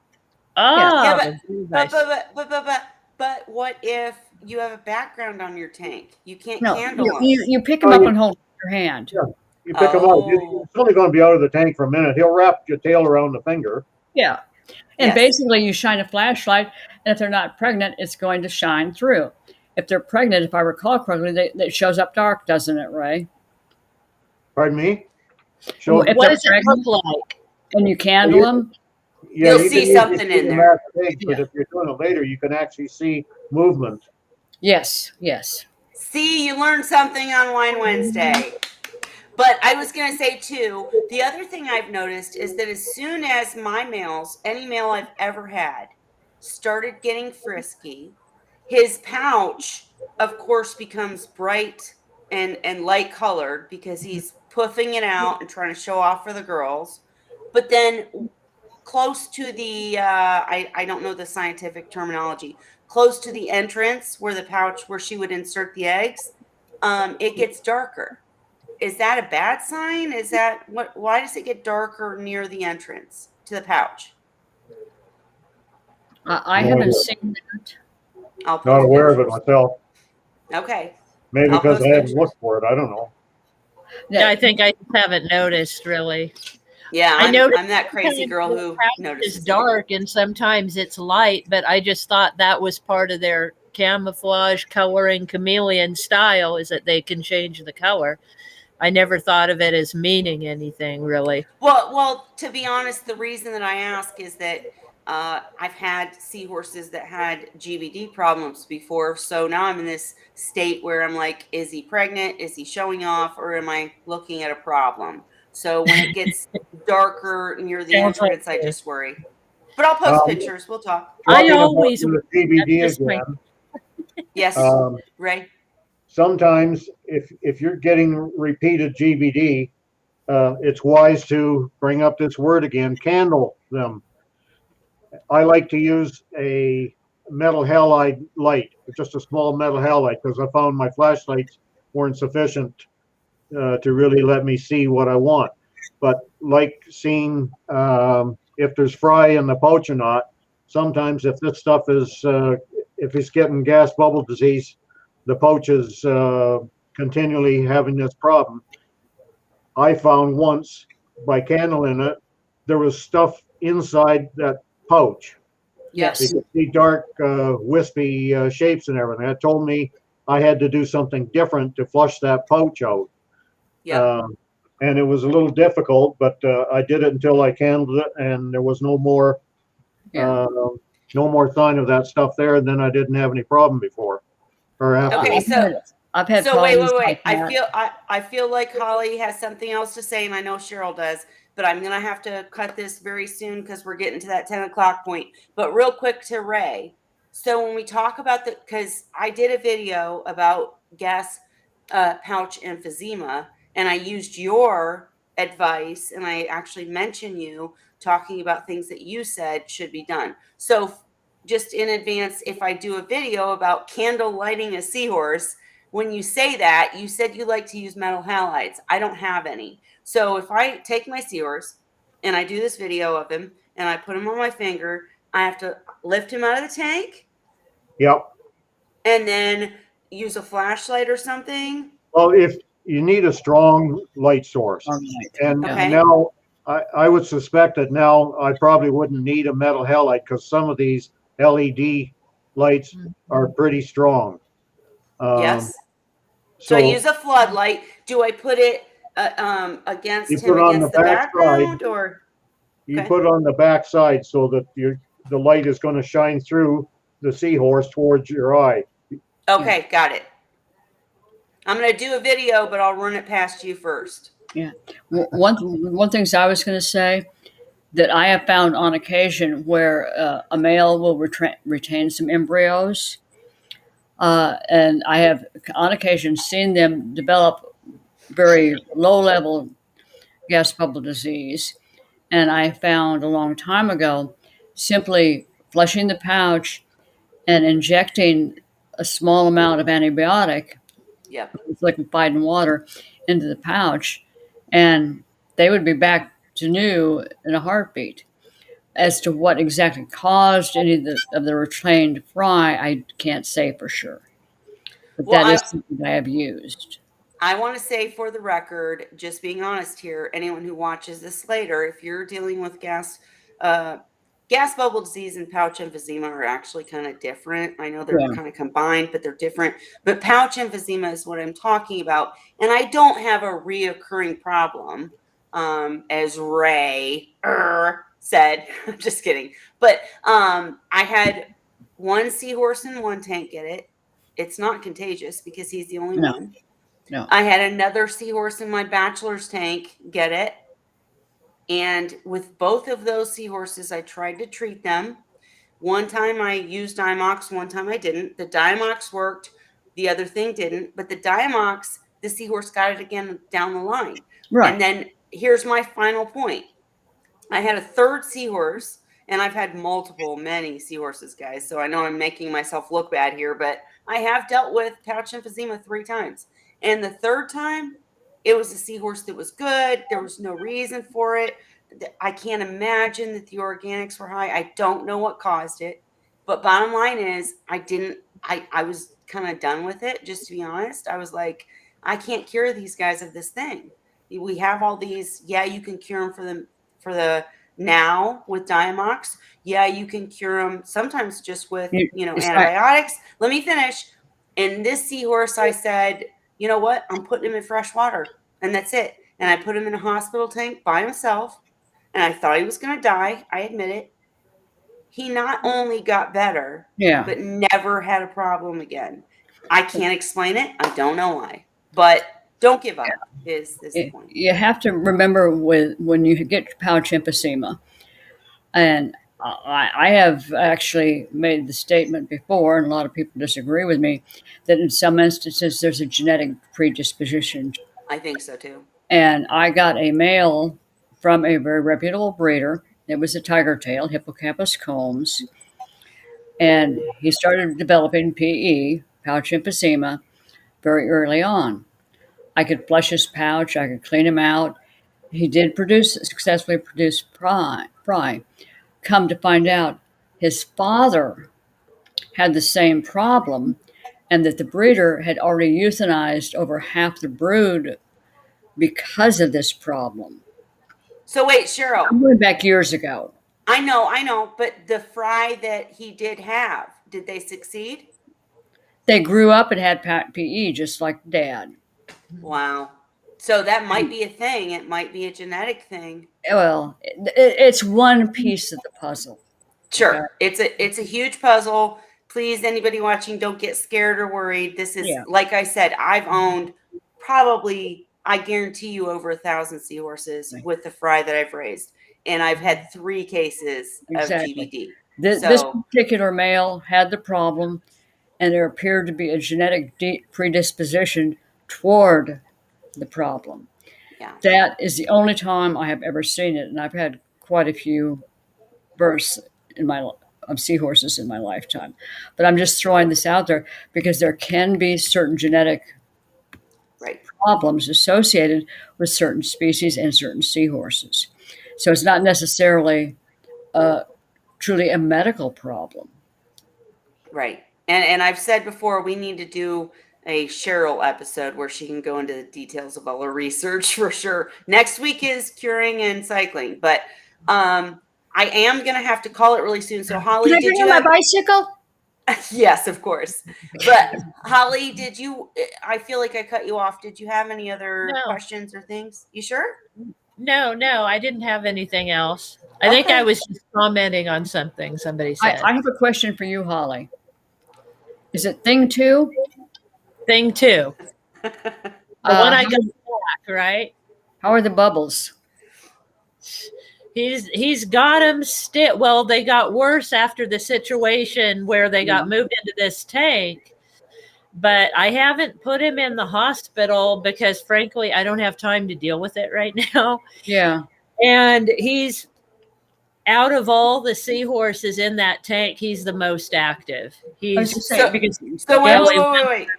Are not always bacterial infections. They've been known to be caused by other things. And the fact that he's doing this well, I'm thinking it's probably not bacterial in nature. So what do you think it might be? Wait, Cheryl, before you answer, I want to make sure that the audience knows what we're talking about because I don't know because I haven't been on social media. So thing 2 has bubbles on his tail or his body, which is actual GBD. Can you tell us, Holly, what we're talking about? Well, basically, when I got him back, from someone that had taken him secondhand and lost the other one, couldn't take care of him. And so I took him back, and he had like a little bubble on one part of his tail, but it very small, and then another one near the tip of his tail, that was, you could almost not even see it. And I put him into my grow out tank, and he started improving. The bubbles got smaller. And since the disaster where my grow out tank crashed and I had to move them into this other tank. Right. So my water quality is not as high as it was, I'm sure, in the grow out tank. So since then, it's gotten bigger, but his behavior hasn't changed. He's not acting sick. He's running around courting everybody, and he's eating and, full of vim and vinegar. He's actually the most active seahorse in the tank. So, and my husband, it's interesting, we were talking about the genetic thing because my husband even said this. Well, he says, I wouldn't put him in the hospital because he says, I think there's something to be said about mental health with the Stress. seahorses. Yes. If you put them in the hospital and it never goes well, he says, Right. so let him be happy and live his life, whatever it is. He says, you don't even know really what it is. It might be something genetic that they get. He said, and it's not affecting the other seahorses. It's not contagious. So, Yes, just I want to put my so 2 that's cents in. kind of what I decided to do. But yeah, I'm interested to see what Cheryl thinks it might be, if not that. And I'm gonna let wait. I'm gonna let Cheryl Yeah. and Ray. I want to hear what Ray thinks too, because he's old school and knows what's up. But I will admit, every single time that my seahorses have had actual GBD, it's not been the big problem that everyone makes it out to be. And I know many people think that it's organic related, but like, how is that possible if none of the other seahorses have problems? I had a 65-gallon with 10 seahorses in it, which is too many, but I was maintaining it fine and they were doing great. And one male had GBD, which is actually bubbles on his tail. And in my other 2 circumstances, like I said, the one got it and none of the others did. And then in the one case, I did put him in a hospital tank with no medication and he got better just in clean salt water. I wonder if he would have gotten better, period, because none of the other seahorses got it. And I think the genetic thing is onto something, because if it's bacterial, of course you have to fix it. But pouch emphysema seems to be a bigger problem in my personal experience. Like, everybody talks about internal GBD is a whole other story.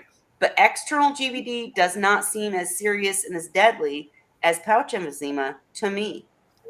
Look, Kelly, in all the years I've been keeping seahorses, I have only seen a seahorse one time with any bubbles on its tail. Okay? Only once. And that seahorse was sent to me by a friend who had to get rid of them. She couldn't take care of them any longer. And it was kind of a rush deal. Right, And but it wasn't fair. Cheryl, you have to understand that what I'm saying is it might just be genetic, because all of my seahorses started from probably 10 seahorses. So if the male that gave me the most fry had that in his genetic makeup, then of course I'm going to see it in fry here and there that grow up and become seahorses. Well, So- remember Sandy had that. Remember the bump on his tail? And I lost Sandy eventually. And so maybe that's something that he had that he passes down in his fry. Maybe. I don't know. And maybe not in all of the fry is my point. Yeah. Like, Well, in some I just don't want anybody new. If you get a seahorse with tail bubble disease or gas bubble disease, bubbles on his tail, don't freak out. There are answers. You can treat with Diamox to have immediate relief. You can do further treatments to try to cure him. But I personally have never cured a seahorse with gas bubble disease on his tail with medications. The only way I ever cured a seahorse with gas bubble disease on his tail was by putting him in fresh water and letting his immune system fight it out. And he got better. I don't know the answers. It's hard to say. The thing is, obviously in the wild, if they had a problem like that, or if they had pouch emphysema or stuff like that, they're not going to reproduce, and they probably aren't going to survive very long. Right. Whereas when we see them in captivity, we tend to blame ourselves that we did something wrong, and that may not always be the truth. And that's something we need to always be aware of when we're working with people. Absolutely. And Ray, I know we got to go here in a second, but I just go ahead. I'm still not convinced on the genetics, other than the fact pardon me a sec here. So Ray, so But if what I I have mean is go ahead. genetically, the only way I can really accept that is some seahorses may not have as strong an immune system, and that may be a genetic thing. But That's And- kind of what I think. the disease itself, I don't believe is a genetic thing. So then If you've wait. got 6 horses in a tank and one gets it and the other doesn't, as far as I'm concerned, it just means that one's the weakest. Mm-hmm. That one has the weakest immune system. And it's possible then that if you don't correct things, the others can get it later. Mm-hmm. Or maybe that they're strong enough, they'll never get it. Okay, let me tell you a quick story. Let me tell you a very quick story. I've told this story before, but I'll tell it quickly. So the tank, the 65-gallon that had, I think, to begin with, 6 seahorses, and then as they had babies and I raised them and I put more in, it ended up with 10. One male seahorse, had bubbles on his tail, okay?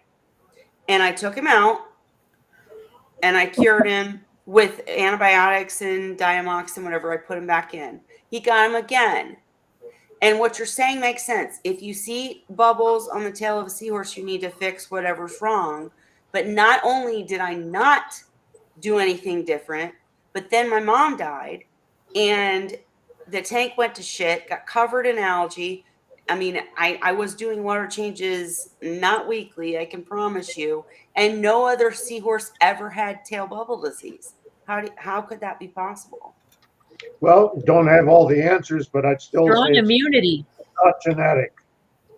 So they got used to it and they figured it out. Yeah, but Holly, you have to remember I'm adding new seahorses from my fry, which genetically are the same. So maybe that has something to do with immunity. Okay, I don't know.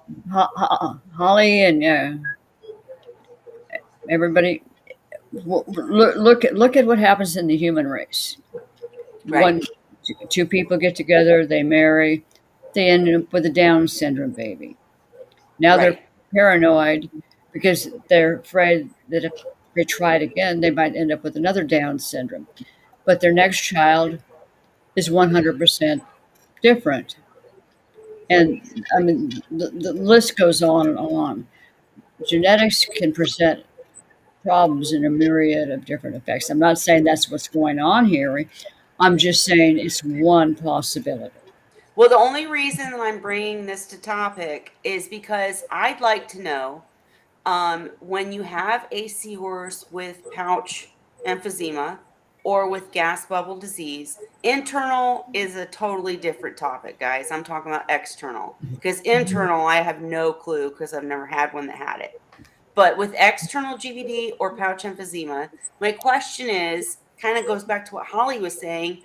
Are we stressing them more out by taking them out of the tank for the reasons that we don't want the rest of the seahorses to get it and we want to help this seahorse with the problem? Is that more stressful than leaving them in the tank because maybe it's a genetic thing and the rest of the seahorses won't get it? It's not bacterial.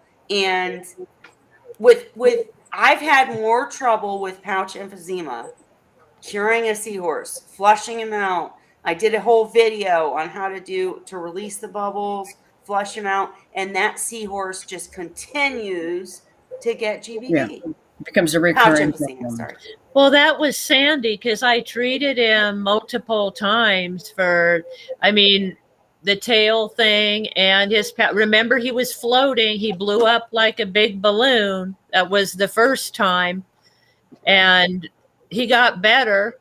And then what, 5 months later, 6 months later, he's back in the hospital tank for another bacterial thing.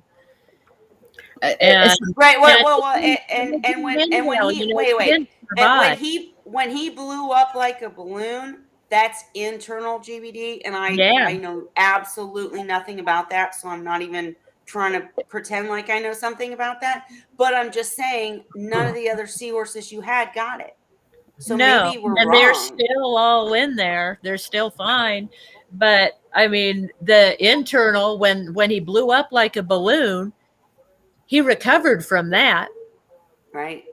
It was 6 months before he had another problem, and that time it was his tail. And Okay. he didn't recover from that. But I have a feeling that he had it internally the whole time, and it was never really gone. He just Yep. got better, and then it got worse again later.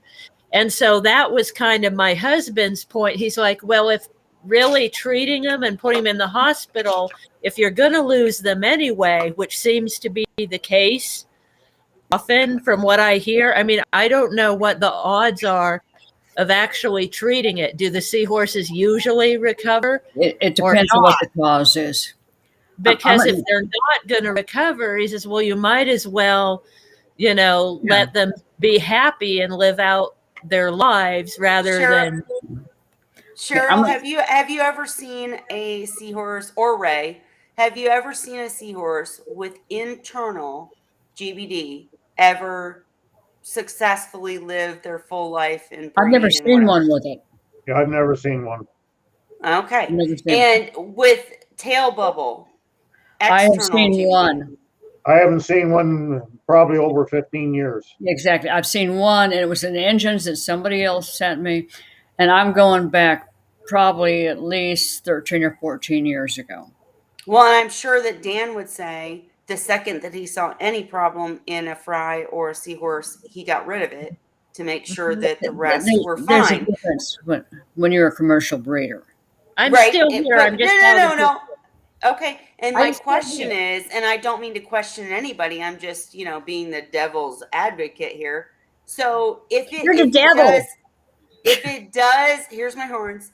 If it does turn out to be a genetic thing, and you have a batch of fry from a pair, and even one of them has internal or external GBD, not pouch emphysema, but internal or external. It's obviously a genetic thing, and you don't know which of the fry have it. So, is that wrong to then sell the fry?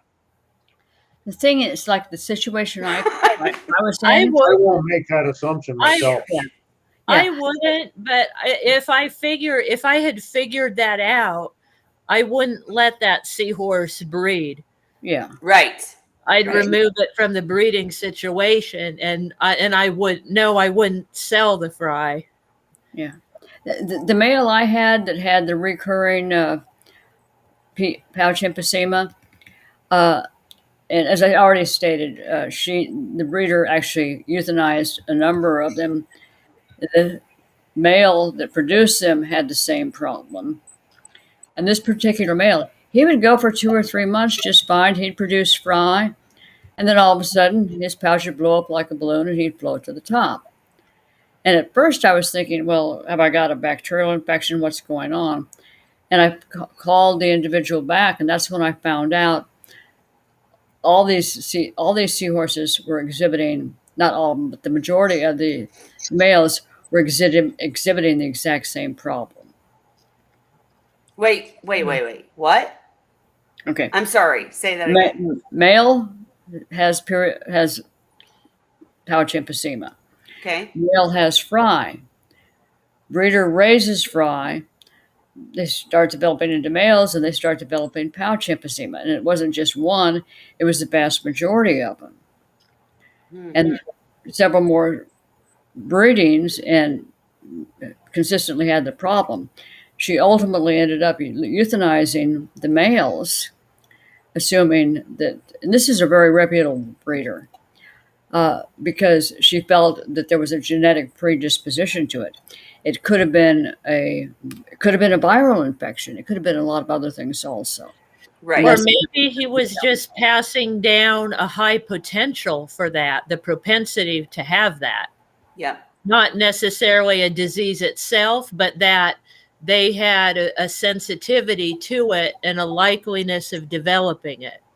Yes, I can think of 100 different possibilities on what ensued. Right. We don't Yeah. have the answers. All I know in my little hobbyist experience is that my big purple male, one of my first seahorses that gave me all the fry that reproduced, I had one out of all of them that had tail bubble, and the Yeah. gas pouch emphysema issues that I've had have been from seahorses that I did not personally raise. None of the seahorses I bred had that problem. They were all different species, which might come into play also. And maybe they need different circumstances. It could still be water quality, but I'm kind of leaning towards it might be genetic. And we'll have to get Dan back in here to argue with this. But I just, once a seahorse gets pouch emphysema, I don't think I've ever had a case where he ever lived the rest of his life without it. Every single time with GBD tail bubbles, I've had a seahorse be cured and live years and years without ever having a problem again.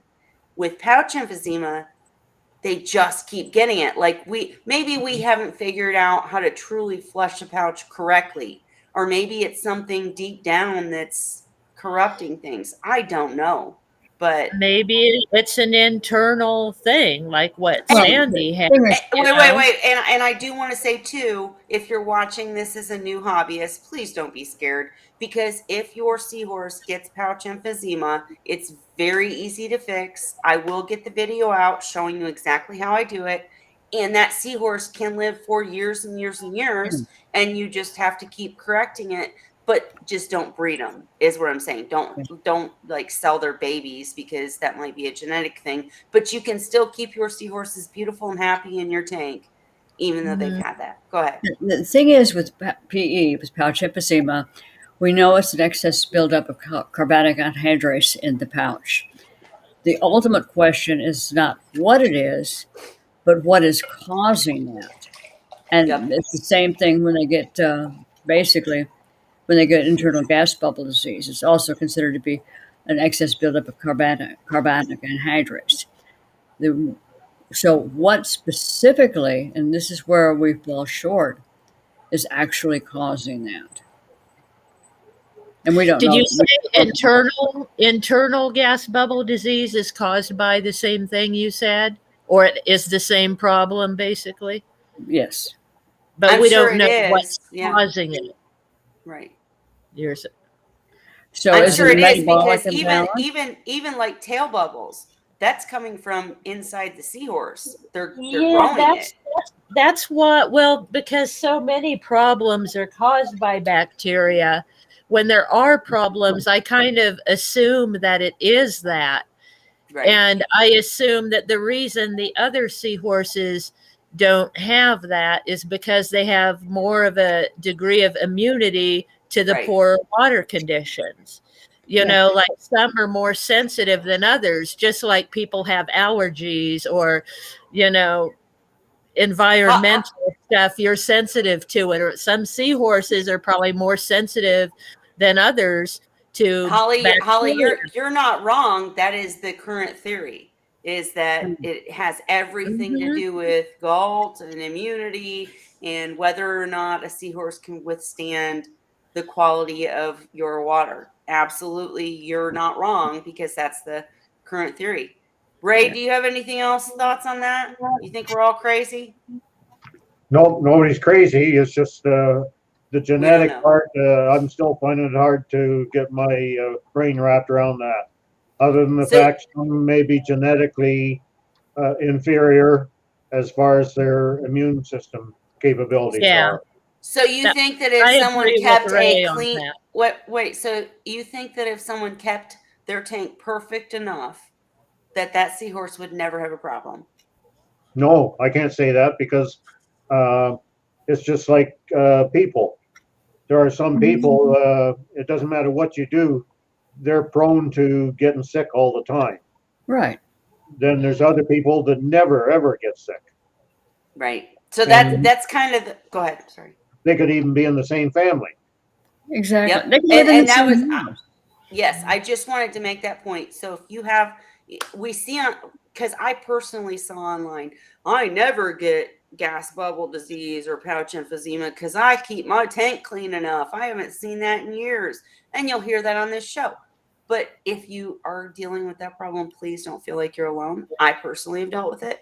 And it doesn't mean you're a bad seahorse keeper. That was my whole point. All right. Perfect. It's been a lot of years since I had gas bubble disease, but I've had lots of other problems. And Yeah. just I was going because to say, I didn't- personally have had gas bubble disease. Woo! yeah, Yeah, the thing is, there's so many different variables Yes. that can cause problems. It can be bacterial, it can be genetics, it can be environmental, it can be your food source, it Yep. can be your proximity to oil spills or whatever. Yeah. There's so many different variables. It's very difficult to ultimately assess what's causing some of these things. So our ending topic, or our ending point will be buy captive bred so you don't have to deal with the wild caught stuff. Don't beat yourself up if there is a problem. Come to Wine Wednesday, ask us, join us. We'll help you fix the problem. And, seahorses are not that hard to keep. You just set up for them properly and you won't have we talk about the problems. I want to have an episode. I really do, you guys. I want to have an episode one day where we talk about the joy of seahorse keeping, because we're constantly talking about, well, what do you do with this? And this is so terrible. And I want to have an episode where we talk about, man, do you understand that my stomach got butterflies when my seahorses were twirling and I thought they might have babies? And oh my gosh, my seahorses, just had fry. And I want to have an episode like that where we talk about all the good stuff, because it's we're gonna be here hard to to do. no, Very it hard to do. won't. It will not be hard to do, Ray, because Well, we that's want why to we're help you. willing to go through the hard stuff. I mean, everything is like that in life. Yeah. True. We do it because we get joy out of it. And yeah, I sometimes know. we run into a rough spot. I know, and we're here to help you guys through the rough Yeah. stuff. Or I'm sorry, wine. We're here to help you through the rough spots. I just don't want anybody new to click on this video and be like, holy shit, I'm not going to keep seahorses. There's all this crap. This is one. I told you I had thousands of seahorses and I had 3 cases of GVD. That's it. I had 2 cases of pouch emphysema out of thousands. So you won't normally go through this. And we're here to help you set up right and, help you if you have a problem. That's what we're here for. But when you guys don't ask questions, we sit here and ramble. And then we start talking. And then it gets ugly. But Ray, go ahead. Ray Sansa. I Okay. don't have any more. Anybody else? Yeah, real quick. My favorite pastime when I drink my morning coffee in midday and when I sit down at night to relax is to go and sit on a bucket of sand. It's full of sand because I don't have a chair in there right now because I'm rearranging stuff, and watch my seahorses. They're active, they're swimming, sometimes they're courting. The list just goes on, and it brings me. I've said for years they are my R&R time, because there's seahorse time and there's human time, and when you watch your seahorses, you become part of the seahorse time, which is much slower, more methodical, and Yes. way more relaxing. Oh, I cannot agree with you enough, because I'll go up to my seahorse tank and my current seahorses, I keep meaning to post on social media. I'll get there, but they are acting like monkeys. All 3 in the yellow tank, including Aphrodite, hang upside down now. So when I go up to the tank and it's dark, they're hanging upside down like bats. And then when I turn the light on and I'm looking and I'm overcompensating as always, and I'm like, "Are you okay? Why are you upside down?" And they're like, "Hey, Mom," and they swim right up to me, and they're like, Do you have food for me? Oh, you don't? Well, then fuck you. But then, and then they swim back to their other partners. But I mean, it's like this, they interact with you like nothing do. like a reef tank. They They do. speak to me and Yeah. they dance with you and they tell you what they want. And it's amazing. Yeah, they Having do. seahorses is amazing. Well, And then, yeah, good. it's like with my kids. I can reach in when I raise them. Ultimately, they have to move out of a nursery tank into a grow out tank. And I will pick them up in my hand, let them hitch to my fingers, move them over to the other tank. And it's not unusual for them to spend 5 minutes or more hitched to me, surveying their new surroundings. And sometimes, if they're a little frightened, they'll tuck their heads into the palm of my hand. Yep. You're Like- like their rock. Yeah. Yep. It's like, Mom, I don't think you do anything to hurt us, but I just want to sit here and hang out with you for a while to be sure. I mean, keeping seahorses is a special experience. We It's a talk different all the world. time about the negative stuff and about, well, we talk about how to overcome the negative stuff. You know, we're here to try to help you figure out when you have a problem, how to fix it. But I just always worry that we're not getting out the message that, man, a seahorse tank is more amazing than anything you've experienced. It's not like a regular reef. They actually interact with you and will hitch on you and I love them so much. I still can't get around talking about them the way you ladies do. I can't help it, Ray. 19 years and I've never even named a seahorse. Let me give you one quick one before I get out. I got Okay. Yeah, we're- people. Years ago. Oh wait. Let's let Ray go because he has to go. Ray's gotta Ray, go. We're ready good for night, you to all. go anyways because you don't Good night, need Ray. seahorses. Bye, Ray. Good night, Ray. Right. Have a good night. I'm going to give you Okay, a quick one, sure, and then go ahead. I need to go feed seahorses. I know too. we all have to go. Okay, I had a 4-foot long tank, a 55-gallon, in my living room. And at that point, I had at least 40 or 50 couple-inch long fry that I'd raised. Now, every time I would walk through the front door and because I had to go up next to the tank to get into the kitchen and other part of the house, all the fry would swim to the front of the tank. And they would follow me across the 4 feet as I walked into the other room. Now, let anybody else walk in the house, and they'd be looking at the tank. I thought you had seahorses in that tank. Yeah. Oh, see, my seahorses are different. They'll swim up for anybody, and Anybody. they make you feel guilty. Like they come up and they'll do a dance for you, and then the partner will come up and they'll dance together, and they're like all up, and they're come to the top of the tank, and they'll put their crowns outside the water, Oh, and yeah. they're like lifting their And heads, and squirt. they're like, "Do you have food for me?" And then you feel guilty, like, "Oh shit, should I feed them again?" I just fed you Mine 15 are minutes horrible ago. with that. I just fed But you you. know what? Mine are ago. shy of strangers. Mine are Really? shy of strangers. They know, like the people in the house, they get used to seeing. Yeah. They know me. They know I'm about food, so they're friendly with me, but they're not really afraid of people in my house because they see them all the time. But I've Right. noticed when I bring a stranger over to look at the seahorses, they get kind of shy. Sure, It's sure. a little different. So they And I do would- recognize people. They do recognize you for sure. And I would say an interesting, not fact, but something we've experienced is that anytime I get new seahorses, right?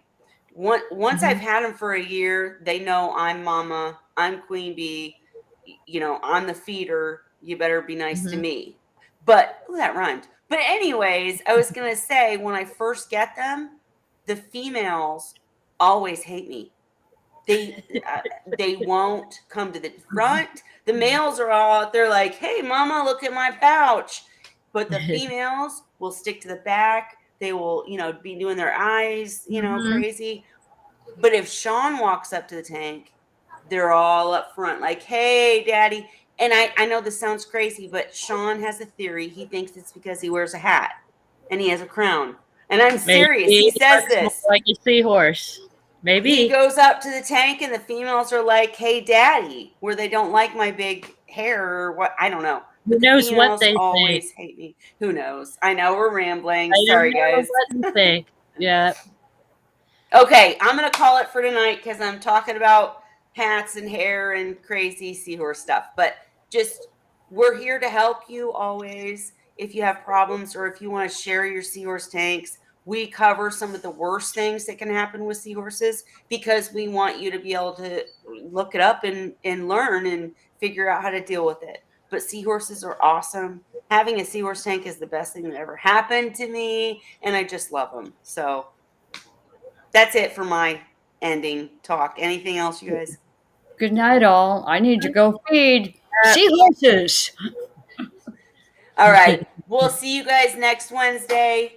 Happy Wine Wednesday. Cheers. In my Cheers. class here.